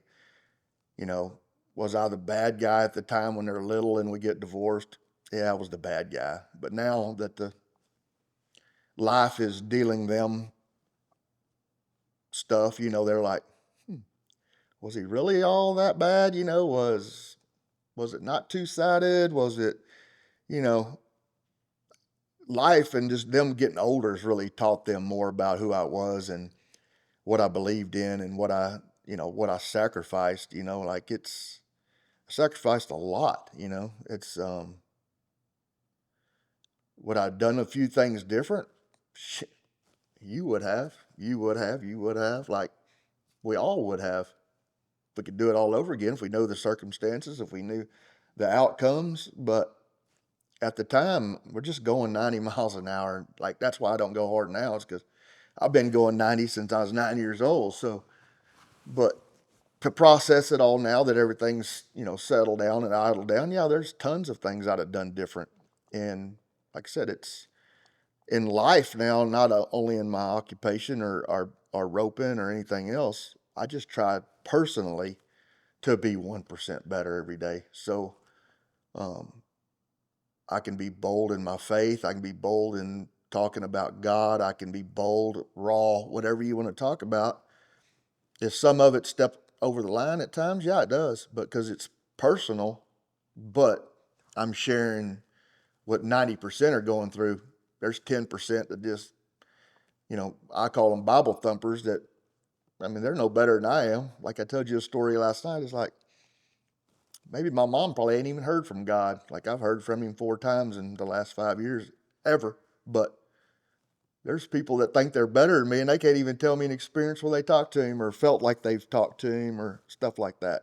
So it's, for me to share those things today with, I share more with my daughter because she's a female and life's tough. It really is on a girl. And, to see her not say anything, just sit there and listen to how life has transpired for both of us, me about dying and then climbing out of that, and then the way her she never really had any struggles until her best friend swapped schools going into her senior year, and she was the star basketball player. And so that was kind of Sailor's comfort zone, like when shit got real, here we go, Cheney. Here's the ball, like it was the end of the world. I said, no, honey, it's not the end of the world. It's God wanting you to spread your wings and fly. He's wanting you to not have that crutch. She's only going to Stephenville. She's not leaving going to Montana. You're like, that's your best friend, but it's not even Cheney. It's not her parents. It's God taking her away from you. Right. And same deal, losing Bucky this year. It's just, if you'll just start connecting the dots, like you can go back for however many years you want to, just start connecting and your story and what happened. And then that's my big deal now. I'm a new connect the dots guy. Like, honey, go back to that day she left. Start with your dot, not even going any further back than that, to your journey now and losing Bucky and your dot here and your dot there. Just trust me. When you get my age and you go from that dot from your junior year and I'm dead, you'll be like, some bitch knew what he was talking about. And, I only got that understanding in the last few years, but at least I got it while I'm still alive. You know what I mean? I about lost it before I got to experience all the things that God does for me and everybody in the world daily and what he's changed in my life. But that's just really the lessons I really want them to, the gold buckle, Blake misses it more than anybody. I mean, he was obsessed with it. Like, I mean, crazy, like the night my calf walked out, the whole world like, oh, he's out chasing women all night, getting drunk. I laid in my bed and cried and called lawyers and called anybody that I thought that could help fix this problem. And my kids knew I was upset. They were laying on me all night long. Like I got 2 hours of sleep leading up until the 10th round. But that's the stuff that my kids know the truth about, you know what I'm saying? And so just another lesson, but the lessons I'm leaving today are the ones that I want them to remember. I don't give a shit about roping anymore, about the gold buckles. I mean, that means stuff to them, but as far as how we live our life now and the example that I lead daily, I can't make them do anything. But when I wake up at 6 in the morning, I'm 110% till dark. Like I'm just trying to lead by example now and do the right things. And that's really all I want them to remember out of any of this. If you could revisit your past, what choices do you wish you had made differently? And how do you think the past version of yourself would defend those decisions? I don't know. I think the worst decision that I've made, honestly, in life was drinking. I mean, that was, and you can point the finger at me all you want, but it's life. I mean, that's 90% of the world. Like I'd always hear man, you don't need to drink. You can't drink. Well, I mean, I drink pretty good. This is the amount I drink. You know what I mean? Like I'm normal till about 20. But I was like, in my defense, I'd be like 90% of y'all can't drink. I mean, 90% of the world can't drink. Like it's not just me. But yeah, I did some crazy shit. And to me, that would be the thing that I would, if I could take back, and like, I guess maybe my favorite thing is people like, would say I was an alcoholic or stuff like that. I didn't have to walk in my house and have a drink. I mean, I had to go get in a whiskey drawer and cabinet and have a drink. That's an alcoholic. In a jokingly way, everybody would always joke about it anyway, that I quit drinking. And I said, well, in my defense, like if somebody wins $20 million in the lottery, they all go out, all their buddies, they all go get drunk, right? Have a good time, do whatever, or win the Super Bowl. Everybody goes and gets drunk. Like, rodeo's not like football, man. We're at a rodeo every night. I won a lot of freaking Super Bowls, man. We lived it up. We partied every night. It didn't even affect my roping, didn't affect anything other than some decisions I made. But as far as us just living our life wide open and having fun and living life, I mean, I wouldn't change that part. I just, some of the decisions that come with drinking and jeopardize your family and stuff like that, that's what I would change. But as far as life, I mean, you get one go at it, man. At the end of it, I don't care how perfect you thought you were, everybody's going to wish they changed something, and that's, to me, that's really that's the only thing I'm going to nitpick myself about. Like, drinking's probably the number one thing, and Is there another 100? I don't know. If there is, people are saying it right now, but I'm not going to say it. I mean, I don't really know that one thing's caused me any more problems than probably drinking has.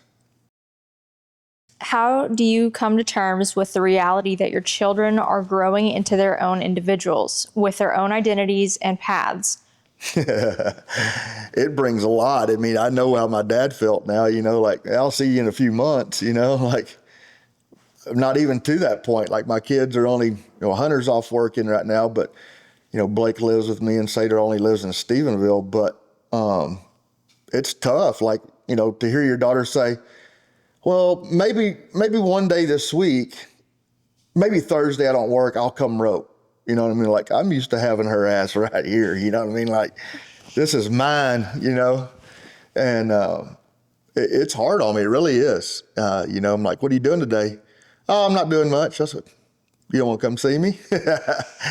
But it really is tough. I like having them all just right there with me at all times. And Hunter's doing good. He's off work and making good money. And like I said, Blake's there with me every day. But still, it's to the point where he's 23.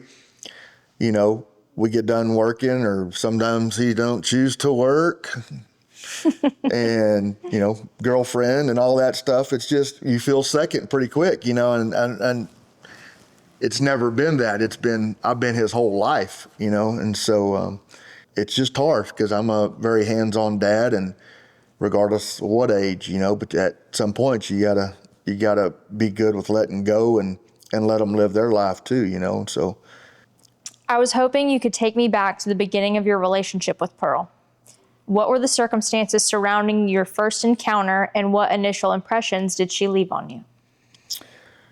It was a weird deal right about the time I reached out to maybe try to start riding her. I don't even remember as far as horsepower or nothing. I just knew I didn't have much at the time. And she'd already made her rounds. I mean, 4 or 5 guys have tried to make this deal work. And they just didn't, their chemistry wasn't perfect. And, like, she would still walk up the rope and, like on, big game days, and you just can't have that, like on big game days, Saturday night, you got to have a partner. You know what I mean? It can't be that they're dictating, you're 100% dialed into winning this rodeo and your horse, nah, we ain't doing that, And like I said, I know Jeff Chapman had tried her and 2 or 3 other guys, and just couldn't figure out how to fix her, couldn't figure out how to keep her on the end of the rope. She didn't do that at a horse show. There's no pressure. There's no nothing. She was the queen, like she was kicking butt and winning world championships and all that stuff. But it was just the overwhelmingness of the music and excitement, and we had a little outback understanding a few times, and all it took. And from Greeley, Colorado, walking up the rope to be high call back, to driving all night to Calgary and roping all 3 calves one swing, and she backed into the box. Oh my gosh. And from that day on, there was a few times in there where she was a little iffy, like, I think I want to, nah, I better not, And so, you're talking about, people want to say you're cruel, you whip if I whip my horses, honey, you think I can throw my hat over the top of this sumbitch's head every time I win, and they just stand there like that? No, when you raise your hand, they're going to duck. You know what I'm saying? They're going to duck. And did I have a couple of good ass whippings with her? Sure did. I mean, what was he going to do? Just leave her in the stall? You can't go. It's one of the greatest horses in the world at the time, but she couldn't handle the heat. She couldn't handle the pressure. We fixed that, Cruelty? No, not cruel. Just, honey, it's time to put your big girl pants on and let's go play ball. You know what I mean? Like, this ain't a horse show. This is my livelihood. This is how I feed my family. You're either going to do it my way or we ain't going to do it, and you can go back to horse show. And so it didn't take much. It really didn't. And from that point on, it was maybe the greatest horse I ever threw a leg over. You know, people want to ask me all the time, what's the greatest horse you ever rode? I won 5 world championships on 5 different horses. At that given year, was it the greatest horse to somebody else? I don't know. I mean, I let them ride them sometimes, but the black streak face horse, the Rayhas, would run. He would actually come into me a little bit when he stopped. If anybody else rode him, when I say turn left, I mean turn left. I'd come right back, I'd be laughing like, oh, he's got to ride him next. And this sucker would just give me 110%, like no big deal. Nothing, just swap ropes, get on. Boom. And so, but far as overall tough, little, one horse in the trailer, I can't say that any horse ever is better than her. I'm talking 14 hands, whatever she weighs. I'm decent sized guy. And I'm not talking 180-pound half Holsteins, half Jerseys. I'm talking about San Angelo 300-pounders, 275-pounders. The biggest calf I ever run in the history of my career, won Cheyenne on her. Like, the biggest calf I ever touched. Could leave there going 90 knots, 3/4 ways, rope this calf in the second round, and then go to Salt Lake the same night, nod and ride, one swing, 6'7", 6'9", whatever, at the time. No difference, nothing, like boom, and then boom. The greatest horse I would say greatest of all time, like bold. Seriously, I mean, it's like you're talking about 6 or 7 years of one horse, like nothing taking any weight ever, just her. Could you articulate what riding Pearl felt like? What distinct qualities set her apart from any other horses that you've ridden in your career? It was always 100%. So, you know, there's times when I had that horse that was a problem horse for somebody else, or I had to fix other things. It's just like my coaching nowadays. If these kids come through my program and I fix them, the only time the old coaching comes back is on Saturday night. It always sneaks back in there because the adrenaline's more, the brain can't, function. We're thinking about other things, and their old habits sneak back in there on Saturday night. And so that's what I'm saying on other horses. Some of the riders that rode them before me would sneak in there at times, like maybe I need to go whip his ass. Maybe I need to spur him around a little bit. Maybe I need to wake him up, let him know hey, it's game day. You know what I'm saying? Like, not with her. Like, it was 100%. Like, it didn't matter. My head calf's a little weak, goes left. Hey, he's this, or he goes right. Hey, the calf is strong. Hey, just do my job, and we're gonna get through this just fine. So, far as having to knock them back a little bit extra, or free them up, or do whatever I can to get by this calf to win this rodeo, no, that wasn't the fact. It was just go make my run, and she was going to give me 100%. Do you believe horses like her are rare, perhaps only coming around once in a lifetime? Well, of course. I mean, I had a 20-year career, and 7 of those were her. So, I mean, that's the longest I've rode any of those horses. So, for sure, she's a once in a lifetime. And then with the statement I made that she's the greatest of all time is the testament to that, like that's how good she was, Every remarkable horse has a circle of supporters who contribute to their success. Who else played a significant role in shaping Pearl's journey that deserves recognition? Dusty Miller is who trained her. I mean, that's who instilled her, his son Rusty, and, just their program, big as I am, breeding and them doing their own deal, and kind of a little different breeding than everybody else. And, she's got 3 other full sisters that made the national finals rodeo. I mean, where have you seen 4 horses, full sisters, be at the national finals rodeo? a testament of what Dusty had going on there. Do I think Dusty's got 20 great mares? No, but I know he's got a handful of great mares. And, you know, that mix out of that mare and some others, I mean, I've got a half brother at my house. I mean, he's a running as strongest horse maybe in the barn. He's in his 20s, you know. But their program was great. I mean, I don't know.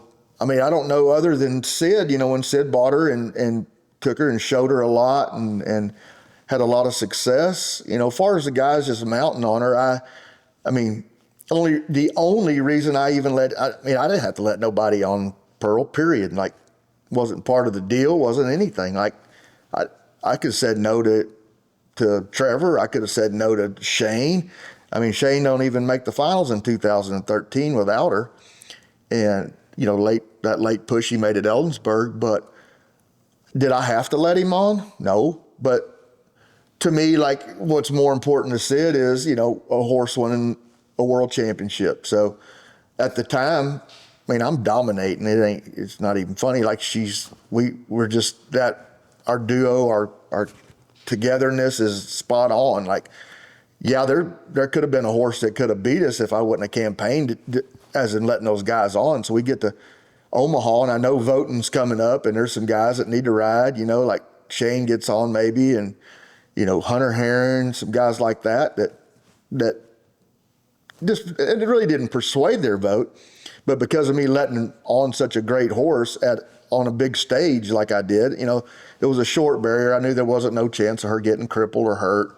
And for the amount of mount money that was made there was crazy, you know. So I wouldn't credit anybody else other than Rusty and Dusty and Sid and myself and the vets that kept her sound for 7 years. You know, that's all I would contribute to, because if it was anybody else, I wouldn't have been riding her.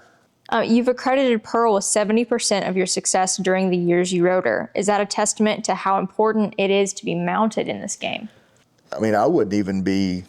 I mean, if I said 80% in Vegas, that wouldn't be nothing crazy. I mean, like, that's how confident I was. I mean, like, does my calf kick? Nope. Does my calf kick? Yes. That's the only two questions or was just one question. Does my calf kick? No. That's all I wanted to know. We can handle the rest of it. Do I need to turn him around? Yep, I can do it on her. Do I need to jerk him down? Yeah, I can do it on her.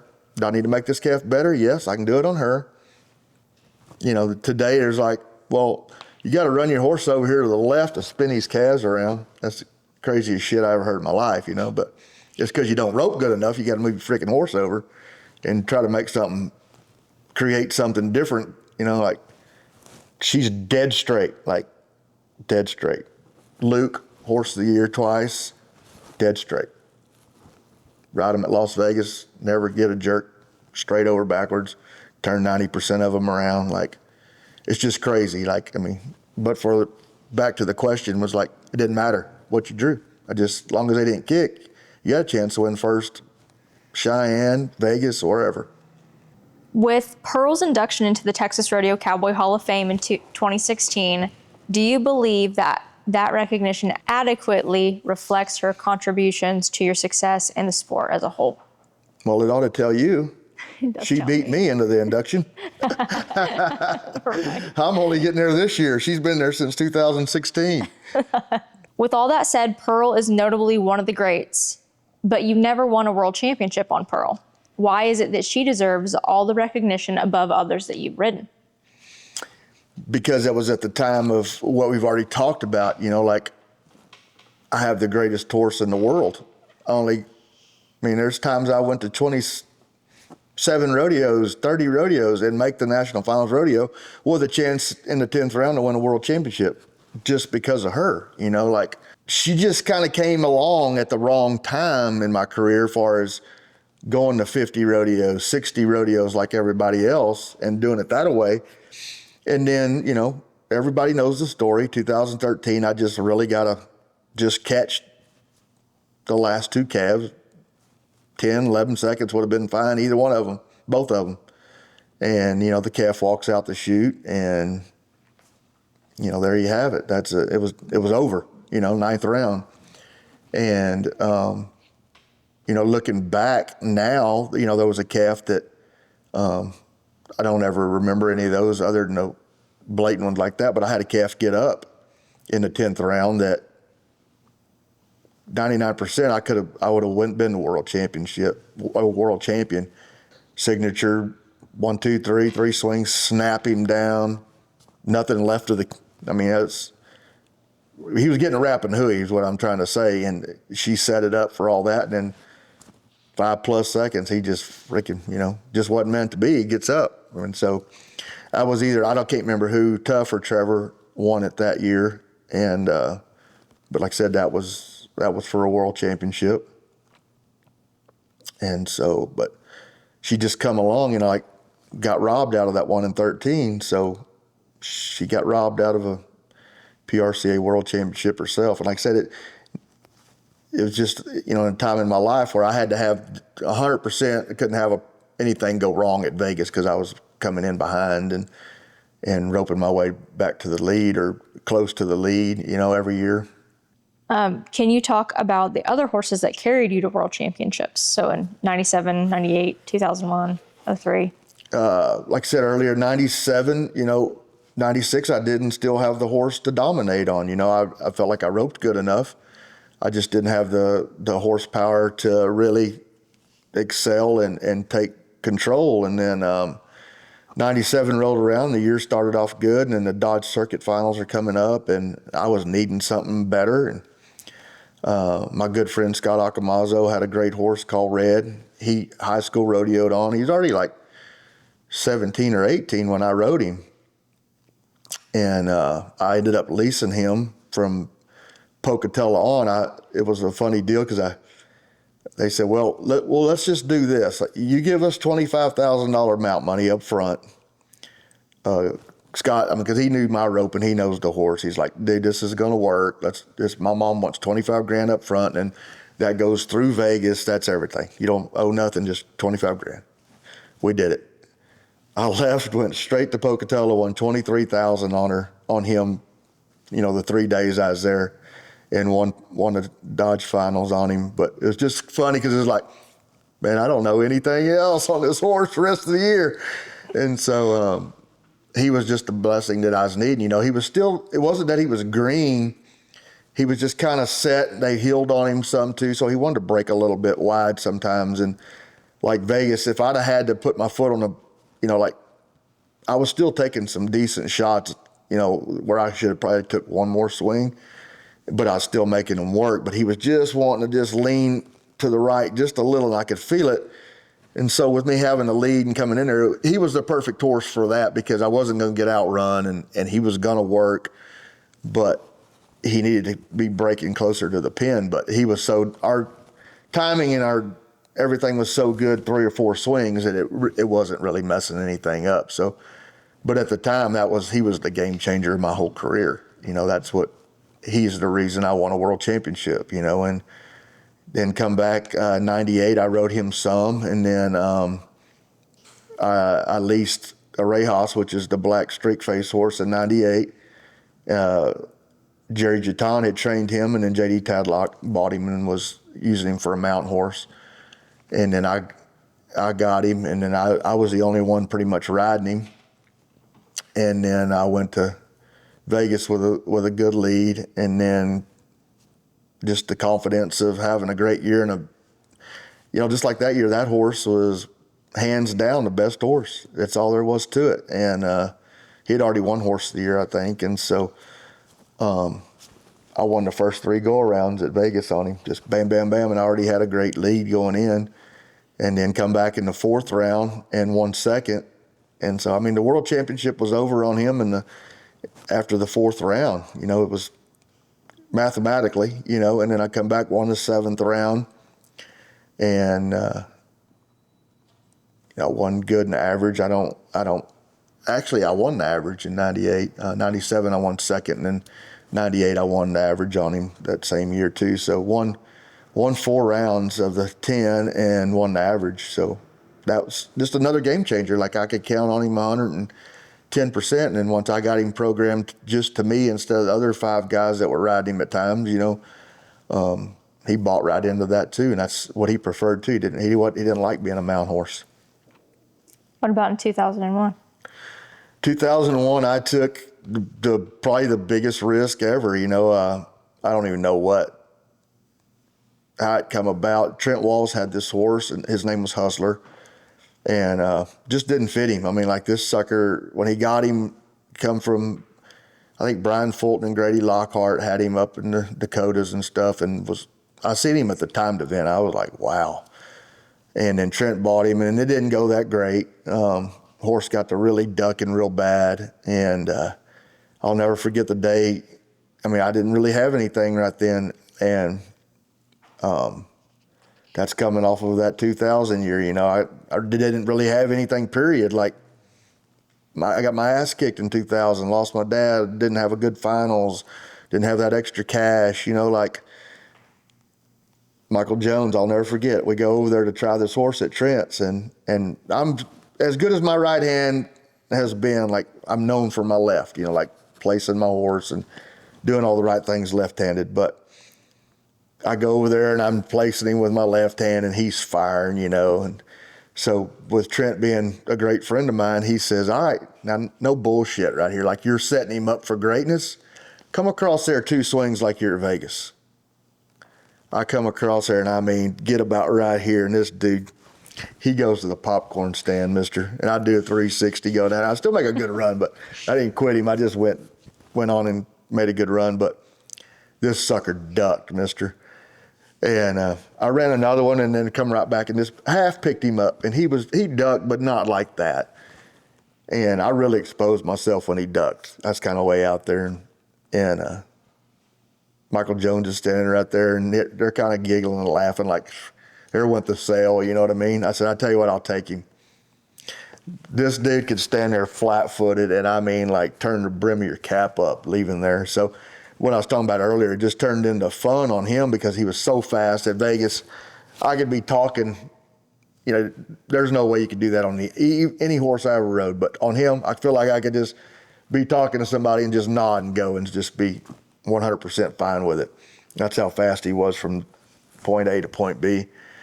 But the very next day, they had the Sean McMullen indoors at the college arena in Stephenville, and I think I went every round on him and won the average at the time like 4,000 or 5,000. But the very next day, and then here we go. And he kind of learns me, and I learn him. I changed some headgear on him that worked a lot better, and unreal. Never thought I'd never see another poor day till I saw my leg off on him, So, but I was same deal. I set up.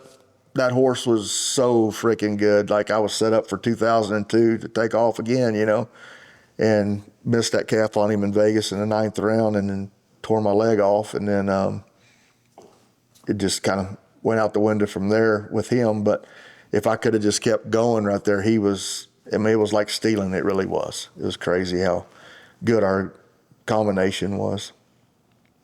What about 03?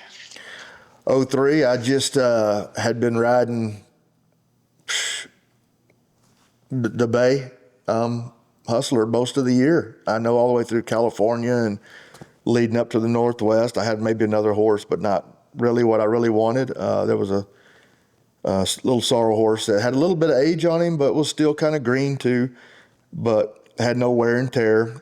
Todd Mayo, Beaumont, I think is where he's from, but everybody knew the horse because he'd go to all the jackpots, and I mean, he'd stand out like a sore thumb, but still pretty green to the big stage, And so I ended up buying him about Walla Walla time, and it took me we're still getting together, but we made some good runs and stuff, and kind of got it going. But I get to Vegas, and I know he's green. Like, if I go to roping him fast right there, it's going to kind of, stir some stuff up. So the first couple rounds, I made sure I went like 3 swings and made sure get him away from the chute there a little bit, and I could feel his confidence was getting better and better, and then we start mashing on some go-arounds, and he's handling it fine.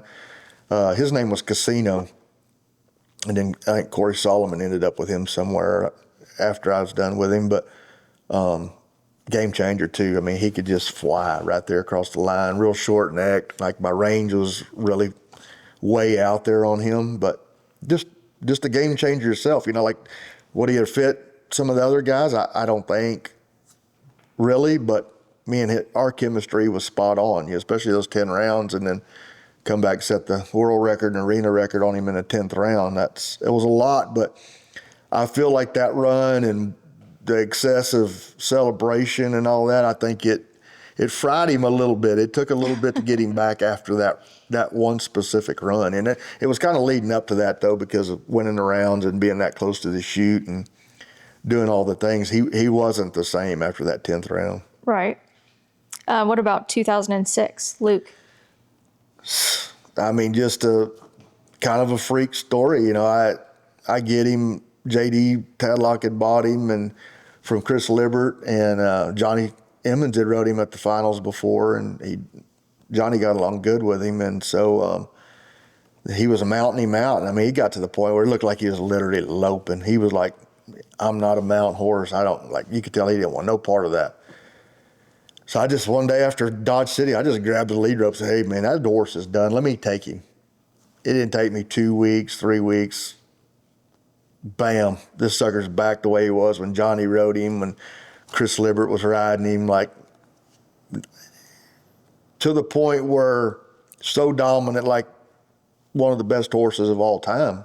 Like that fall, I placed at 23 rodeos in a row, like a check at 23 in a row. Like I've never heard of no crap like that. And that's times, I mean, like I make a joke about the half jerseys and all that crap, because compared to the kind of cattle, I'm not saying our cattle were huge at times, but the chances of drawing a great calf or a good calf all the time, I mean, that wasn't the case. I mean, you have a pen of 12 calves, there might be 7, 6 in there that you could place on. Well, that's going 23 rodeos with those kind of calves and winning because of the difference he made, in our combination. So 06 was crazy. Like I said, that's coming off of 23 in a row, right in the Match Open win, going right into Vegas, and same deal with racking the rounds off right off the bat on him.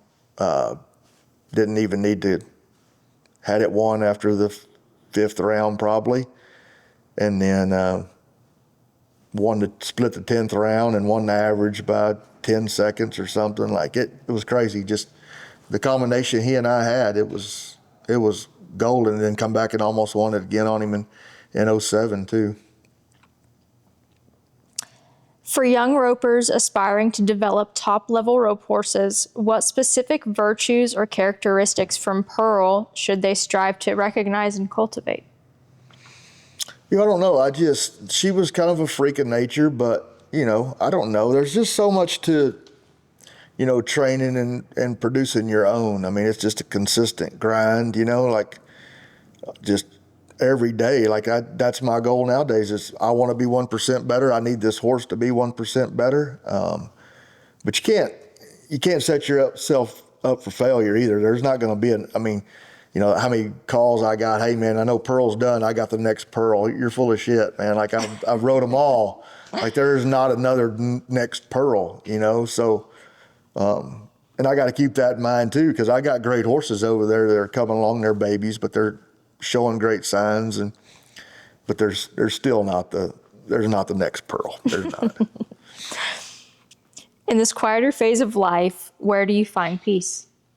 With my horses. I mean, it's not a secret. I mean, I got strangers that message me all the time, that are very influential in my life. Like I don't even personally know 2 or 3 of these guys, but the stuff they send me and they study what I do and they watch the love that I have, and then more than that, they watch the horse's eyes and stuff in these videos, and that'll be things they refer back to. But to be out there, to say I'd be out there at 11 o'clock at night cleaning the stalls, like when my hands have got them spotless, like that's just where my peace is at, because I feel the trust in them as much as they feel the trust in me, and so. Hell, I trust them more than any human being. So my life, like people are talking about, why do you love that colt so much? Like if that horse never feels like he's going to hurt me, at the stage I am in my health and, you know, the things I'm not supposed to be doing, that's where the bond comes from, man. Like, I got some trust in this dude, you know, like and when I trust them, then they can feel that, and it just propels them to be better. And so I find a lot of peace in that, and starting these babies out from putting a halter on them to putting their first bridle on them to watching them suckers buck in the round pen. I just laugh. It's fun, you know. It's a process, you know. But 1% better, you know. Like I promise you, those ones yesterday would be 2% better today. But I just want 1%. And so just the horses now, because of my kids being gone and running and doing their own thing. So that's where I'm finding my joy at, you know. And you know, my one-on-one time with God doing all these things is, there's no distractions, you know. For sure. Did this life provide you with all that you had hoped for? And in retrospect, do you believe it was worth all the sacrifices you made? Yeah, it was worth all the sacrifices. I mean, 90% of the people in the world never conquered what they wanted to conquer. You know, I'm not a prick about average. I'm just hold them accountable. You know what I mean? Because that's the people that judge me. And so I know how many average people are in this world. I didn't want to be one of them. And so I hold my kids, I hold private lesson kids. I mean, if you're coming to me, you already know. Like, if you come here and give me half-ass effort, I'm going to say I'm busy probably the next time you want to come. You know what I mean? Like, you're not going to come over here and be a punk, and I know you're not going nowhere. You're just coming here because your mom wants you to come. And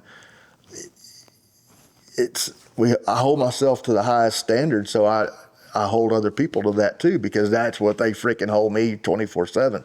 Yeah. And so now I'm to the point in my life where I'm holding your ass accountable, man, because I'm doing the right things. So, you know, and I can feel proud about that. So I feel like I gave life all I had. Like I said, going back to what you said earlier, but yeah, I could have done things better, but I mean, one of the greatest ropers of all times. I mean, it didn't matter shit if it was hockey or soccer or whatever. I was going to do the same thing. I love football as much. I miss Friday night football games as much as I missed the 10th round NFR. And it's just crazy, but that's what I dedicated myself from second grade on to be the best football player I could be at the time, you know? So, I'm happy with the way life played out. You know, like I said, there was some changes in there, yeah, that it could have made it a lot smoother, but the end goal is I got to where I wanted to get. You have shattered every record, and even you have said that you could have won dozens more gold buckles. What do you mean by that? Well, we already kind of touched on that. That's not what I meant, dozens more. I said I feel like I should have won a dozen, yeah, because like I said, I know I left 4 on the table pretty easily, and one of those I got screwed out of, you know. But and then like I said, that would be, you're talking about 6 and 4, that's 10 already. And I mean, if I don't blow my, it's all if, but right here I know, you know what I'm saying? Like, I'm not being rude about it. I'm just saying I should have won 12 world championships. I feel like, you know, when I blew my knee out, it tarnished my career, which everybody's like, oh, your freaking career wasn't tarnished. Well, it wasn't to you. It was to me. That's all it makes a shit. I don't care what you think about it. It's in my heart. I felt like I had a chance to win more than, you know, not Trevor, been the second guy, you know, with the most gold buckles until, you know, Stetson or whoever comes on and does that. But to me, I felt like I should have won a dozen, and that, like I said, that's with the 2 or 3 all arounds, you know, hopefully. Talk about your 2013 trip to the finals, round 9. That run cost you 1 more gold buckle. What happened? You know, it's, to me, you know, as mad as I was about it, it was, you know, they just hire, you know, cheap guys around there to and I don't think they do it anymore, but to bring the cattle down, you know, just nobody that's really accountable. You know, like, to me, it should have been a judge bringing cattle down, you know, to read sick cattle or cattle that were off the pace a little bit or something. But the way that calf left the building, and he's been in the air conditioned or a warm building, whatever, for all that time. It wasn't like he had to walk from Montana to Las Vegas, but there's no way he traveled down there with the herd the way, because I'd already made my way to the back of the arena when they let the calves out, and the moat, that back alleyway is probably 200 foot long, and every calf had already went by me at the top of the ramp, and he was just coming around the corner by himself. And I'm like, oh, I was hot. But you know what I mean? Like, there's no way that calf got that much more sick from the time they drove, because they had to drive them, I don't know, probably, I'd say 1,500 feet from the cattle pens to the Thomas and Mack, you know, on that alleyway.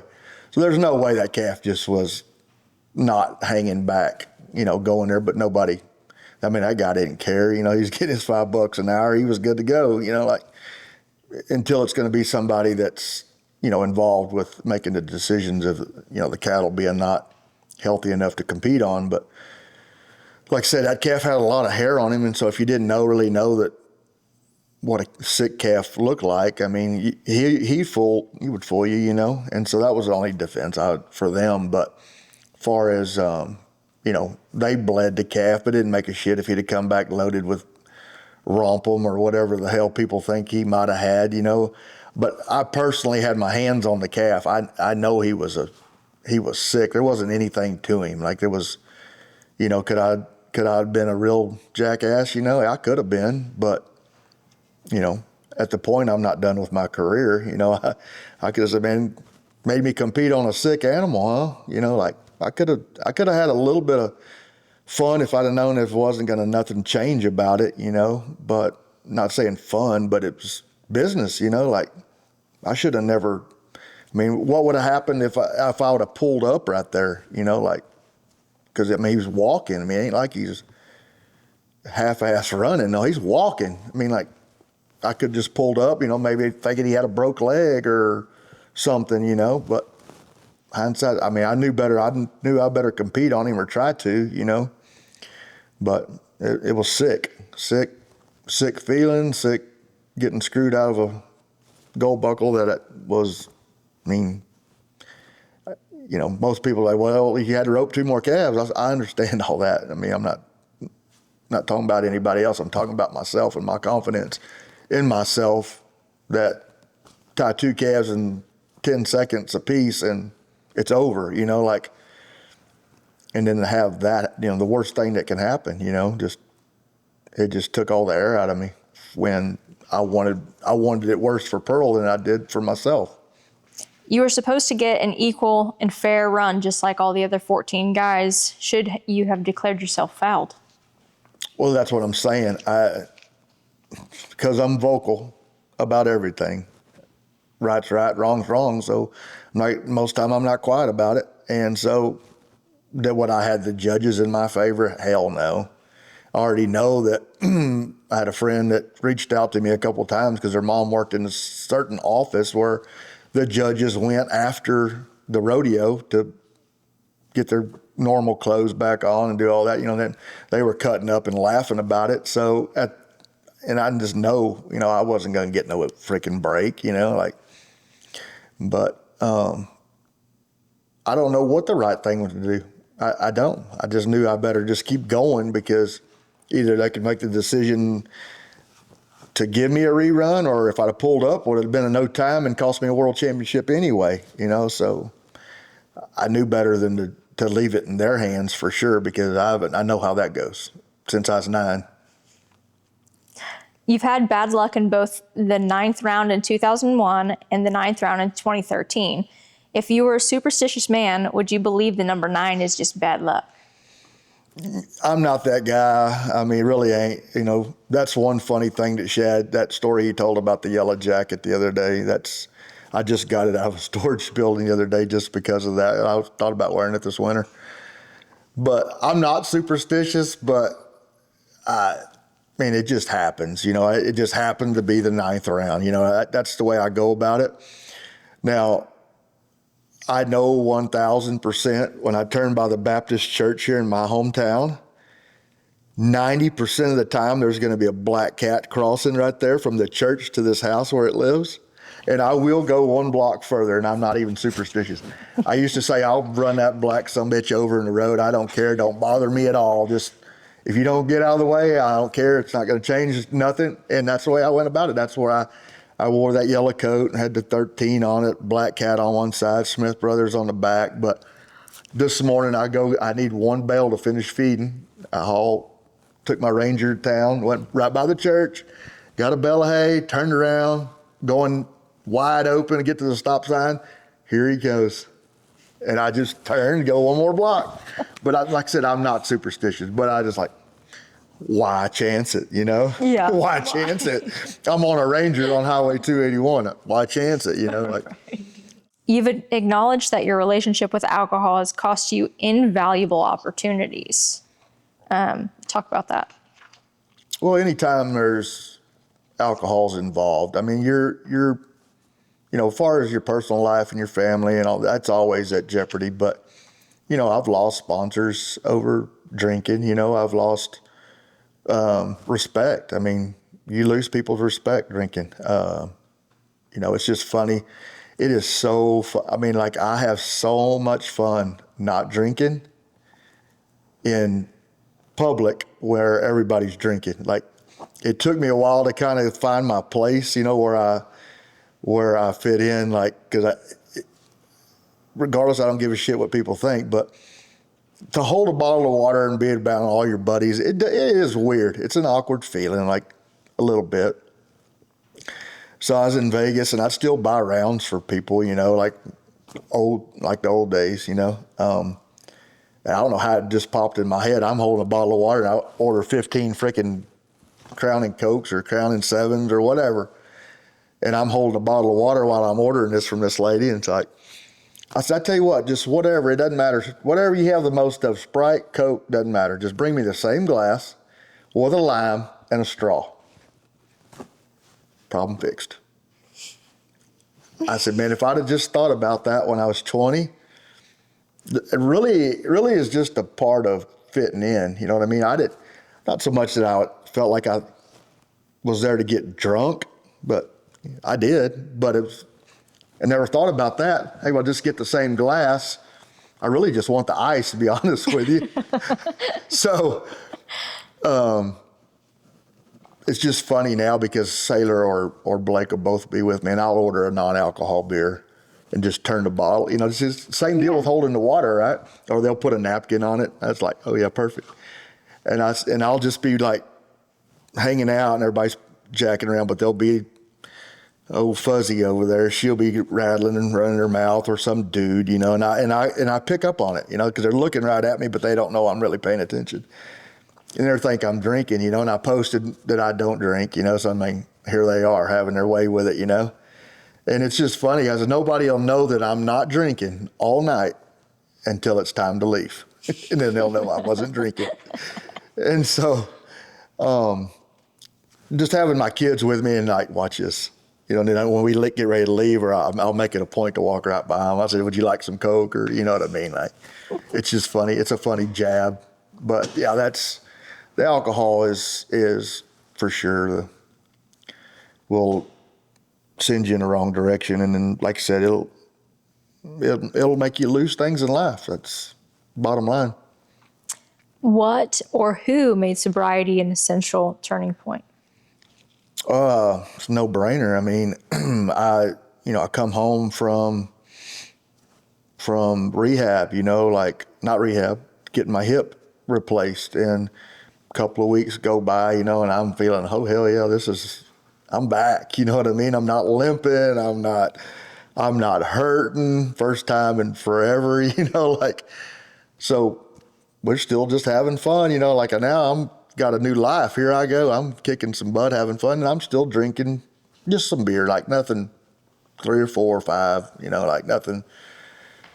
And Sailor comes to me and is just like, Dad, like, I mean, I almost lost you for the rest of my life. Like, am I not important? Or, like, she never said that, but she's like, if you would do one thing for me, like if you would just quit drinking. And it's not a joke, but like when the G come out of drinking, is it?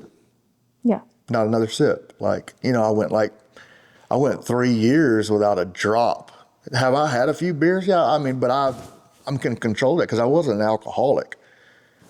When I go to Colorado, there's nobody even there. Like, I'm there by myself most of the time. 90%, there's more beer on the premises than there is water. I go kick ass on 3 or 4 horses. I'm sitting in the office by myself. I will drink a beer. Like, my ex-wife the other day, you're back to drinking? Like, it was just a joke.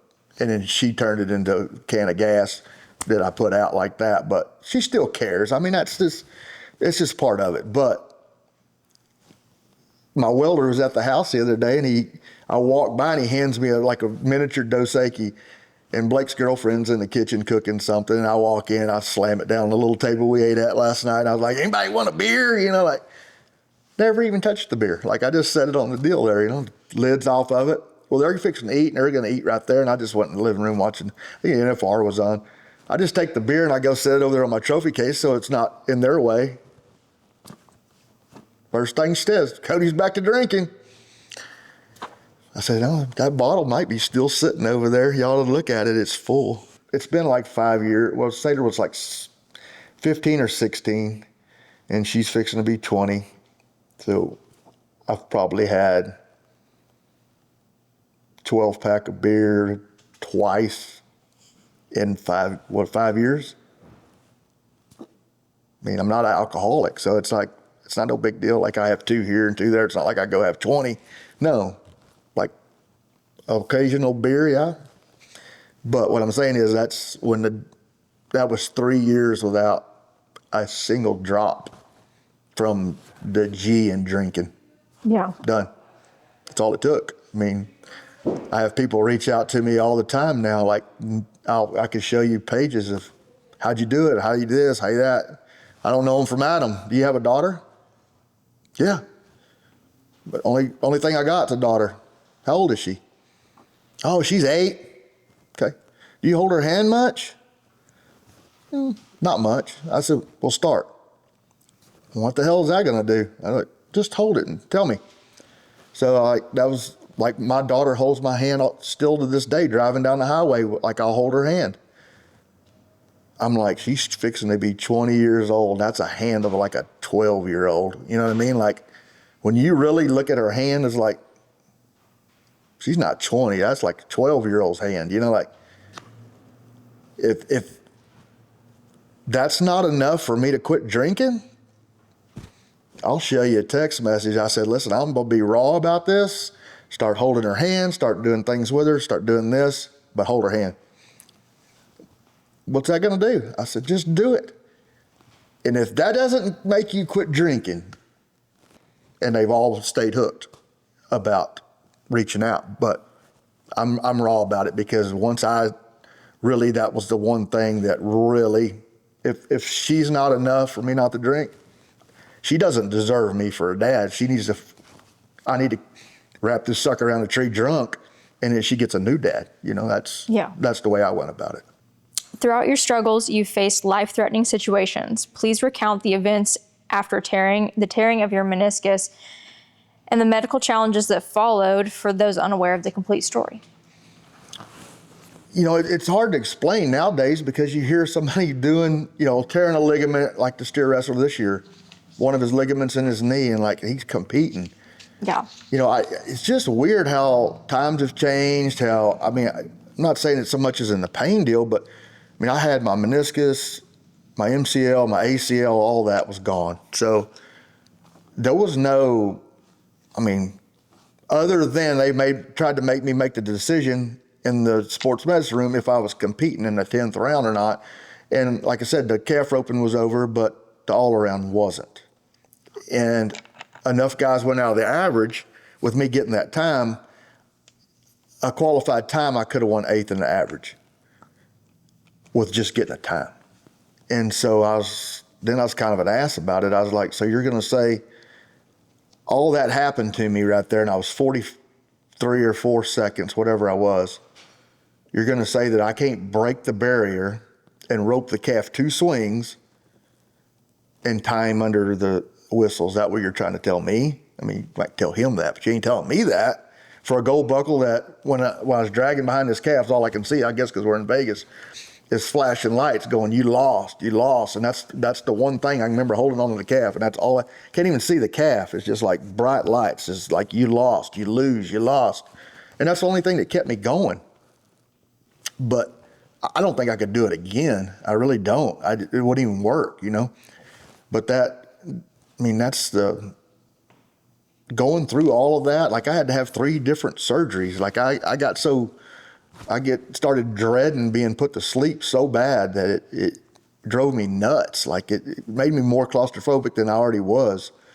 And but the process of that, I mean, it was 8 months, you know, before I could even rope a calf. And so it was a grueling process. I mean, you know, come off of the best year I ever had, and then boom, nobody even remembers you won the all around. Nobody remembers you won the world championship in the calf roping. And then for me, it was at the time Wrangler always, and I had a good deal at the time with Cinch and a great run, but Wrangler always owned whoever won the world championship in the all around. Well, I never capitalized on any extra sponsors because hell, he's not even competing. You know what I mean? Like nobody cares anymore. They're worried about 2002 world champion already. Well, what about after you had your knee drained? That was almost the end of the end. You know what I mean? Like, so, I was actually doing a good deed that day other than drinking beer. You know, we're just out there. They're having a spin out because a great friend of mine that owned a lumber yard here, her dad passed away and he owned a shop across by my house, and it was a hot rod shop. So all his hot rod buddies come in town. Well, they called it a burnout, you know what I mean? Like just kind of honoring him. But they were all sitting up there and I didn't see Wendy like videoing or anything. So I was like, I'm gonna get my phone and video this for her. I jog over there to the freaking golf cart and I step in a hole like that deep and just hyperextend my knee, and I don't think nothing about it. Don't feel nothing pop or nothing. So like 3 hours later, that thing is like big as a basketball. And I'm overweight at the time and really don't give a shit, you know. And so it goes on about 2 days, and I messaged orthopedic guy in Stephenville, and he said, just come in, we'll drain it, get you some relief, you know. I go in, freaking syringes like that. It seemed like we filled them up 6 times, you know. We get it drained down, and yeah, thank God it's like, it don't really, it's not pounding, it don't hurt all that bad. And the fluid was clean, it wasn't nothing to be worried about. 4 or 5 days go by, boom, there it goes again. He said, well, come in, we had no problems, you know, like go in there, drain it again. Maybe a day later, I don't even know where I'm at. I don't know my name. I don't know nothing. I'm laying in the floor beside my bed, and Blake's on the other end of the house, and I'm just screaming like I'm hurting and I can't get up and don't know where I'm at. And so they come pick me up in an ambulance. Well, I stayed 3 days in Stephenville, and they can't figure it. I mean, it's traveling from my knee. Well, they can't figure out why it's wanting to come across. Well, my left hip was a next ailing thing, so it's finding its way to the next ailing thing is what it's doing. Well, they couldn't get it to stop. So great friend of mine here in town, her family lives here in Hico, and she comes in there, and I remember I prayed about it, whatever, but you are freaking leaving here today or you'll die tomorrow. Like they can't figure this out, and you're gonna die from them, like not knowing what to do. So she ordered like an Airbus, they come got me, and I spent the next 3 months in Fort Worth, like never even, I might have got out of bed twice, period, because it hurt so bad. It's just like somebody's just driving an ice pick in that sucker. And then, you know, if they did try to set me up, it'd take me like an hour to slide my leg back down. And if it, for some reason, is going like that, it slipped a little bit, this thing would just start going in convulsions. So then it was just shooting that pain there. So it'd take me like 45 minutes for them to get me out of bed. And then when they put me back, it'd take me like 45 minutes to get that leg back straight. So oh my gosh. Anyway, you know, that infection, MRSA, blood poisoning, whatever, everything that you can get, I had. So they actually ended up putting me in my own wing, and this is at Fort Worth Hospital, like it's huge. And I was the sickest person in the hospital. I mean, that's how I can remember being just like not really knowing where I'm at, and it just looked like they were coming in for Ghostbusters or whatever. I mean, these suckers got protective blankets and gears and sheets and freaking helmets, and I was the only one on that wing because I just screamed, like it hurt so bad, and just that one injection worst. I mean, regardless of what happened, I was going to have it fixed. But what I'm saying is that infection I got from that needle, then, it just life and death right there. 90% of them didn't make it through that. Yeah. Doctors did give you a 15% chance of survival. And you told me personally, for most people, it would have been 10. Do you want to emphasize on that? I don't know. I just know God, he created me different. I mean, I know he did. He gave me more on the inside than I know of most people, and like I said, it's not being arrogant or nothing. I just know, there's nothing that I've never overcame. There's nothing. And so, I can remember talking to Sailor. I can remember, because she was there like nonstop at Stephenville. She made Jenny, Jenny was actually working at the hospital. She was actually in charge of all the, my decisions, because I couldn't make any. And I can just remember Sailor being there in her chair and stuff, but once I moved, she couldn't go because of her age and stuff. But I mean, it was just crazy. I mean, I get over there and, they're talking about, one thing, and then they say, maybe prepare your daughter that you're not going to make it, you know what I mean? And then it's like, then a couple of weeks go by, I'm doing, not even 2 weeks maybe, but start showing a little improvement, you know what I mean? I can just remember just laying there, and I had a couple of favorite nurses as I got a little bit better where I could really comprehend, and I can just remember she was always there. It just seemed like she was the one when I hurt the worst that was on duty, and I'd just be like 3 a.m. or whatever, and they put a port in me after a while, but there for a while they just shoot me straight to the vein. But I could just remember I'd tell her I loved her, there ain't no telling how many times a day, you know what I mean? Just to know that she gave that much shit about me, she's not only getting paid, she cares, you know what I mean? Then I had some not older nurses, but other nurses that were, once I got where I was kind of back in my joking stage, I had good nurses, that really cared and knew that I appreciated everything they'd done for me. And then I left there and went to rehab for another 3 months and 2 months, whatever it was. But same deal over there. You talk about can't do anything. They're in charge of wiping your butt. They're in charge of showering you. It takes some trust. I mean, and swallowing some pride. And, as much as life changed me in other ways other than that, I think that changed me as much as anything is, having to have all that done to you and not being able to do anything if somebody wouldn't do it for you. Did the prospect of saying goodbye enter your thoughts, and who was the first person you envisioned not being able to see again?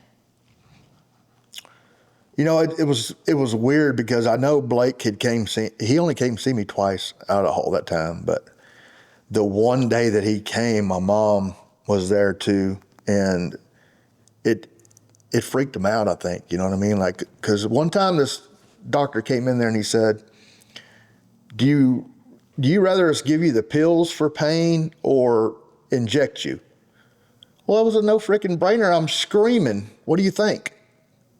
If it's the same amount of medicine in my mouth, but takes 45 minutes to go to work, or you do this in 2 minutes, I'm like, thank you, Jesus, He wanted to run with it like I was getting addicted to it.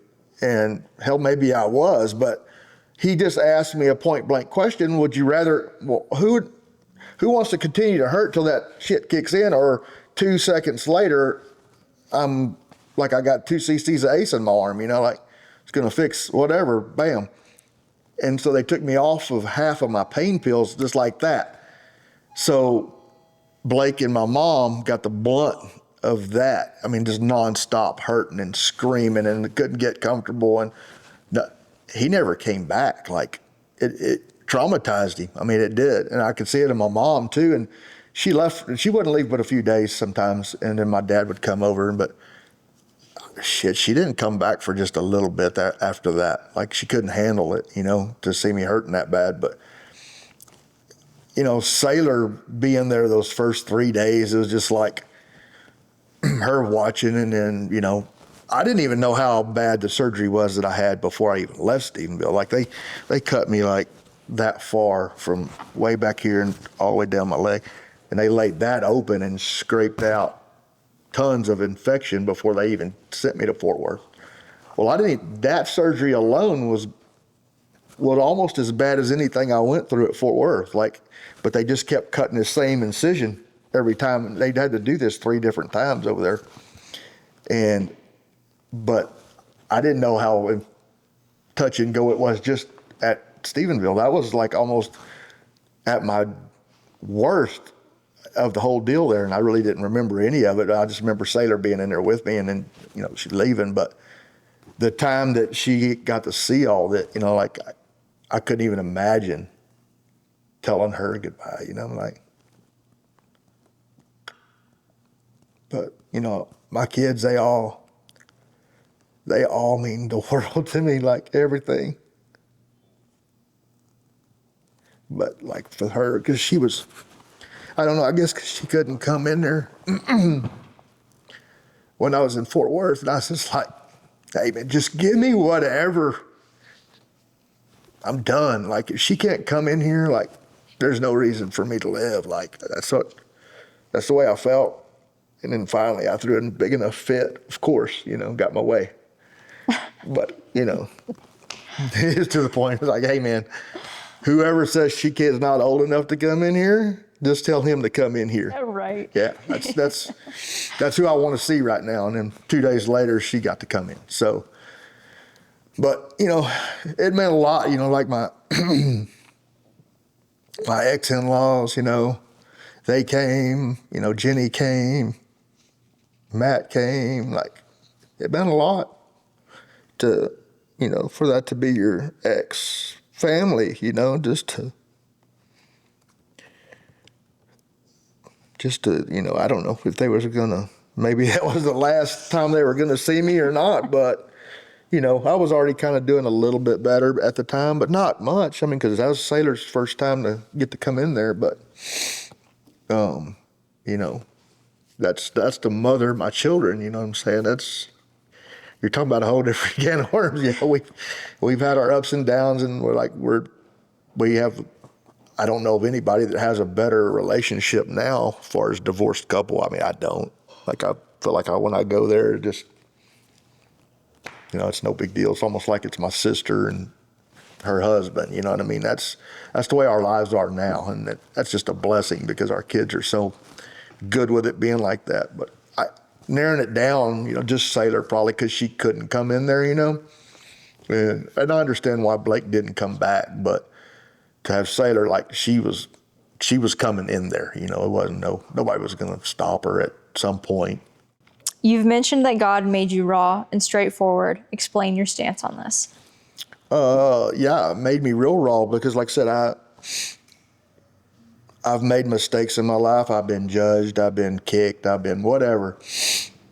And like I said, rodeo is, because it's not like, yeah, it's a professional sport. It's this and that. We don't get paid like everybody else gets paid. We're not secluded from the outside world. We have people in our business that had access to our rigs. They got access to us.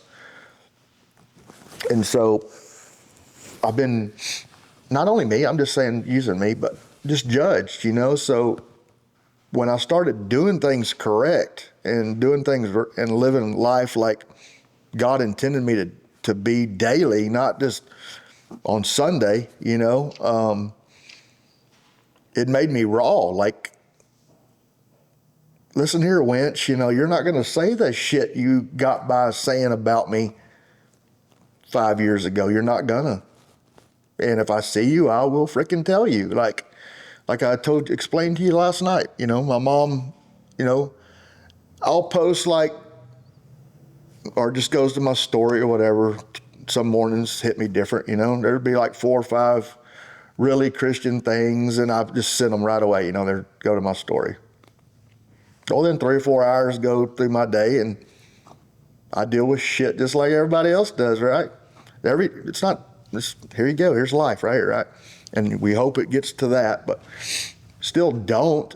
And some things go wrong, and then some dude will make a comment, it's got the F-bomb in it. It doesn't bother me. I know where my faith is. I know God. I know where my relationship is with God. I'll post that too, because that's who I am. He created me. Could I be better daily? I damn sure can be. So can you. So can everybody else.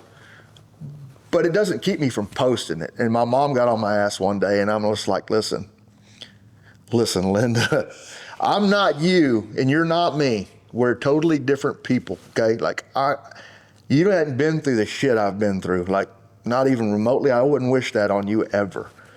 And so if it's to the point and it's something that I deal with, I get just as much off of the godly Christian ones I post, because in a roundabout way, those are, but they're just going about it in a blunt, nastier way, I guess.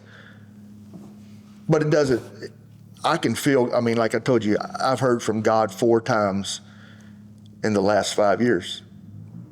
Never heard from him before that ever, not one time.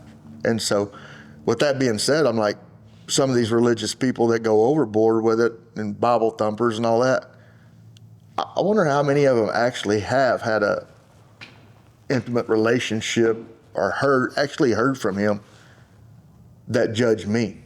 That I hear clearly from him 4 times. Not, like I told you, I don't take a shower first thing in the morning. I get up, wash my face, brush my teeth.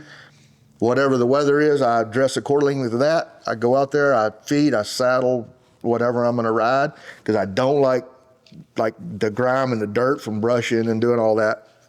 I don't like taking that right into a fresh session of roping. I just don't. I don't like the crud on my hands. I don't like any of that. I don't like the feel of roping with it on there. Got up that one morning and just pulling me to the shower. I'm like, freaking taking a shower before I know I had a shit job. The weather wasn't very good. I'm like, I'm going outside. And so I get to the living room right there, and it's like, oh no, bro, you're going to the shower. It pulled me so hard that I was blown away. I was like, all right.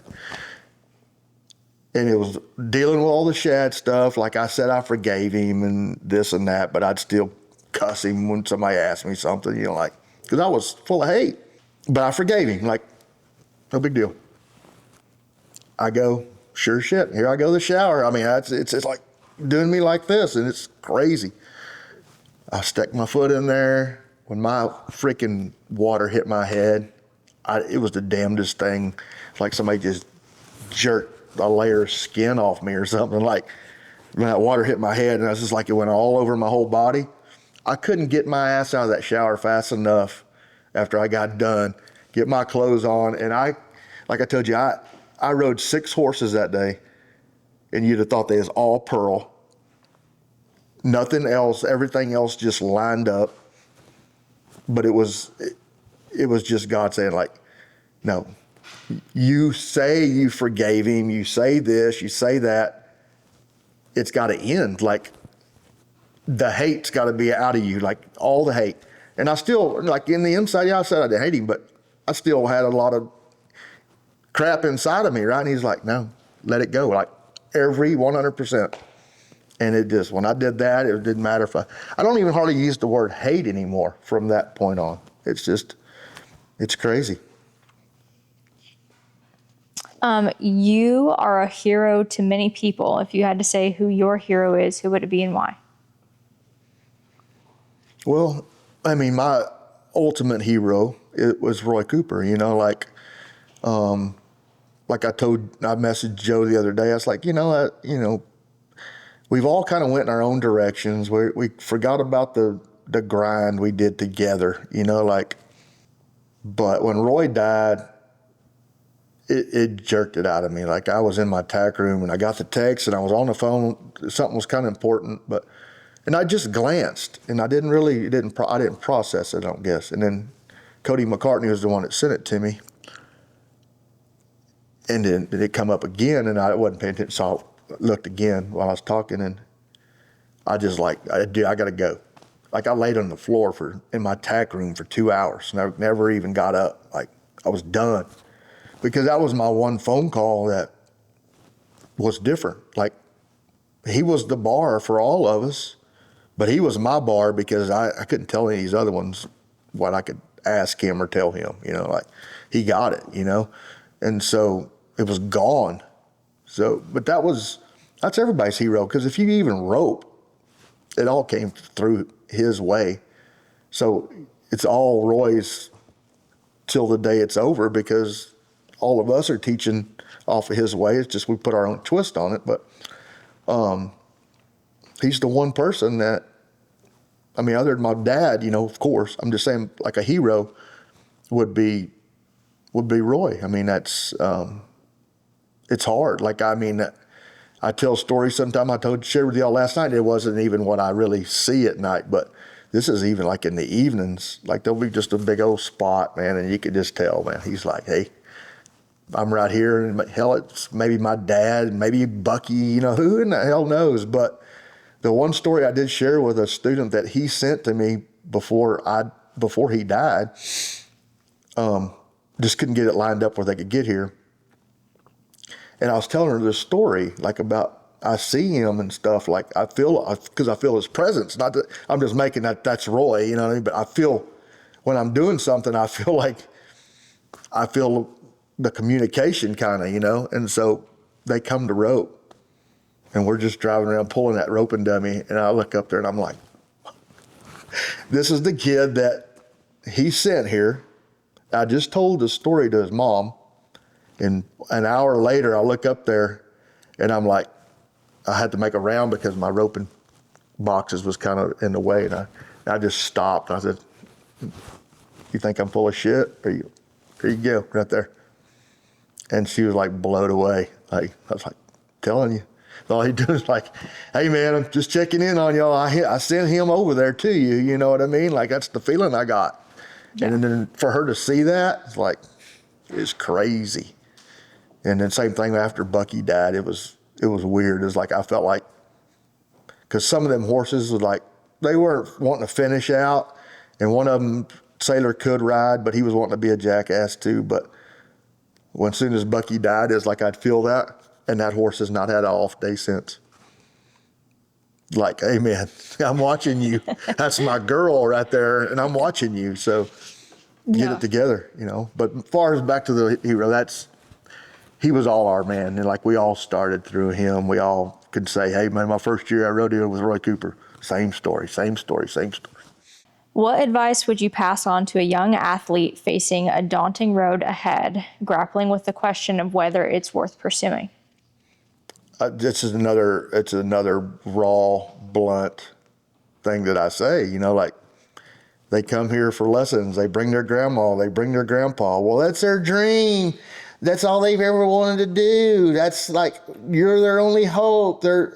I said, honey, it's going to take God. Honey, what all I tell them ain't going to even come close to him being ready to rodeo ever.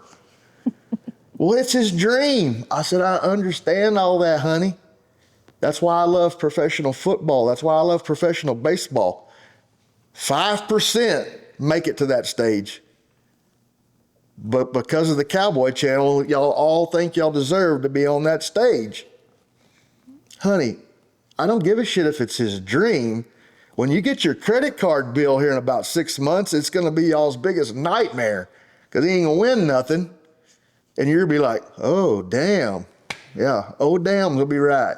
So it'll go from a dream to a nightmare unless you're all in. Yeah. And I mean all in. I never wanted to be known as the top 47th roper in the world. Never, ever. And I'm not going to be out there pursuing being the 35th. Not going to do it. So, I'm raw about it because it's not going to happen. It's not. you know. Well, if he works this hard, I said, I understand that. If he's not even doing it right now, I mean, what's going to change? You know what I'm saying? Like, I'm just being serious. He needs to pursue something else. When your mother, father, and children watch this episode about you, what understanding do you hope they gain about the man you fought to be? Is there anything you would like to say to them? I mean, they know what I've done, you know, they know what I've lived, they know all the sacrifices, but they also know the sacrifices that I know they made, you know, and so I'm nobody without those, you know, like my dad getting home at 5 in the evening and left at 4:30. We got 2 hours to get to the rodeo. We get there, we get back home at 1 or 2 in the morning. He's back at work at 4:30. You know, my mom, same thing, but that's the sacrifices, you know, that, you know, after them watching this, they know how I beat inside here, and it's more the outside world, all this to me, because they know me inside and out. But especially since I've gotten, you know, closer with God and like my mom and then my real dad, you know, that's,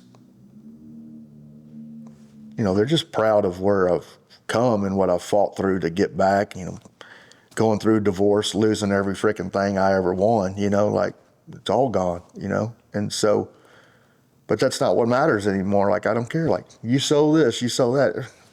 Really? Who gives a shit? You know, like, I don't care. Like, I've got this, I got that, I got my health, got my kids. They all got a gold buckle on. Like, what's it really matter, man? Just living my best life ever, like I've never won anything. Just going through life, doing it right. You know, got a good job, blessed. I mean, like, that's all I can say. And they know that now. So for them to watch this, I mean, that's stuff they already know. So I just hope they enjoy it and appreciate it. What truths or revelations do you want to leave on the record, openly sharing your most honest thoughts and feelings?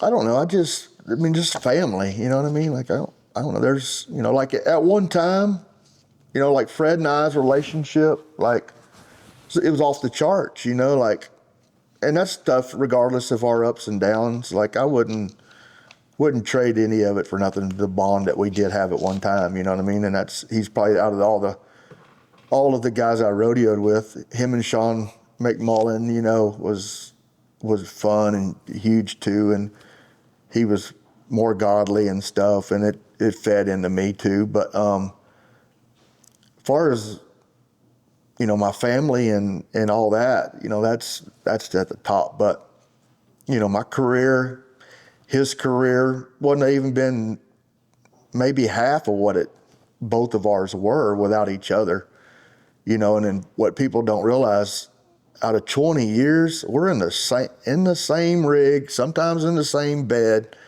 for like 5 years, and winning world championships, match her open, be out of the rig for a little while, then shit, we can't do this without each other, it seemed like, you know what I mean? And I'm still the guy that will reach out on the holidays or something like, man, sorry I was done some of the shit I've done or said some of the things I've said. I just want you to know how much I appreciate, you know, what we had, what we did, what we accomplished. He means that much to me. He really does. You know, I know he takes up for me at times, but I've taken up for who he is and what he's had to deal with so many times. Like, I'm blunt about that, I have.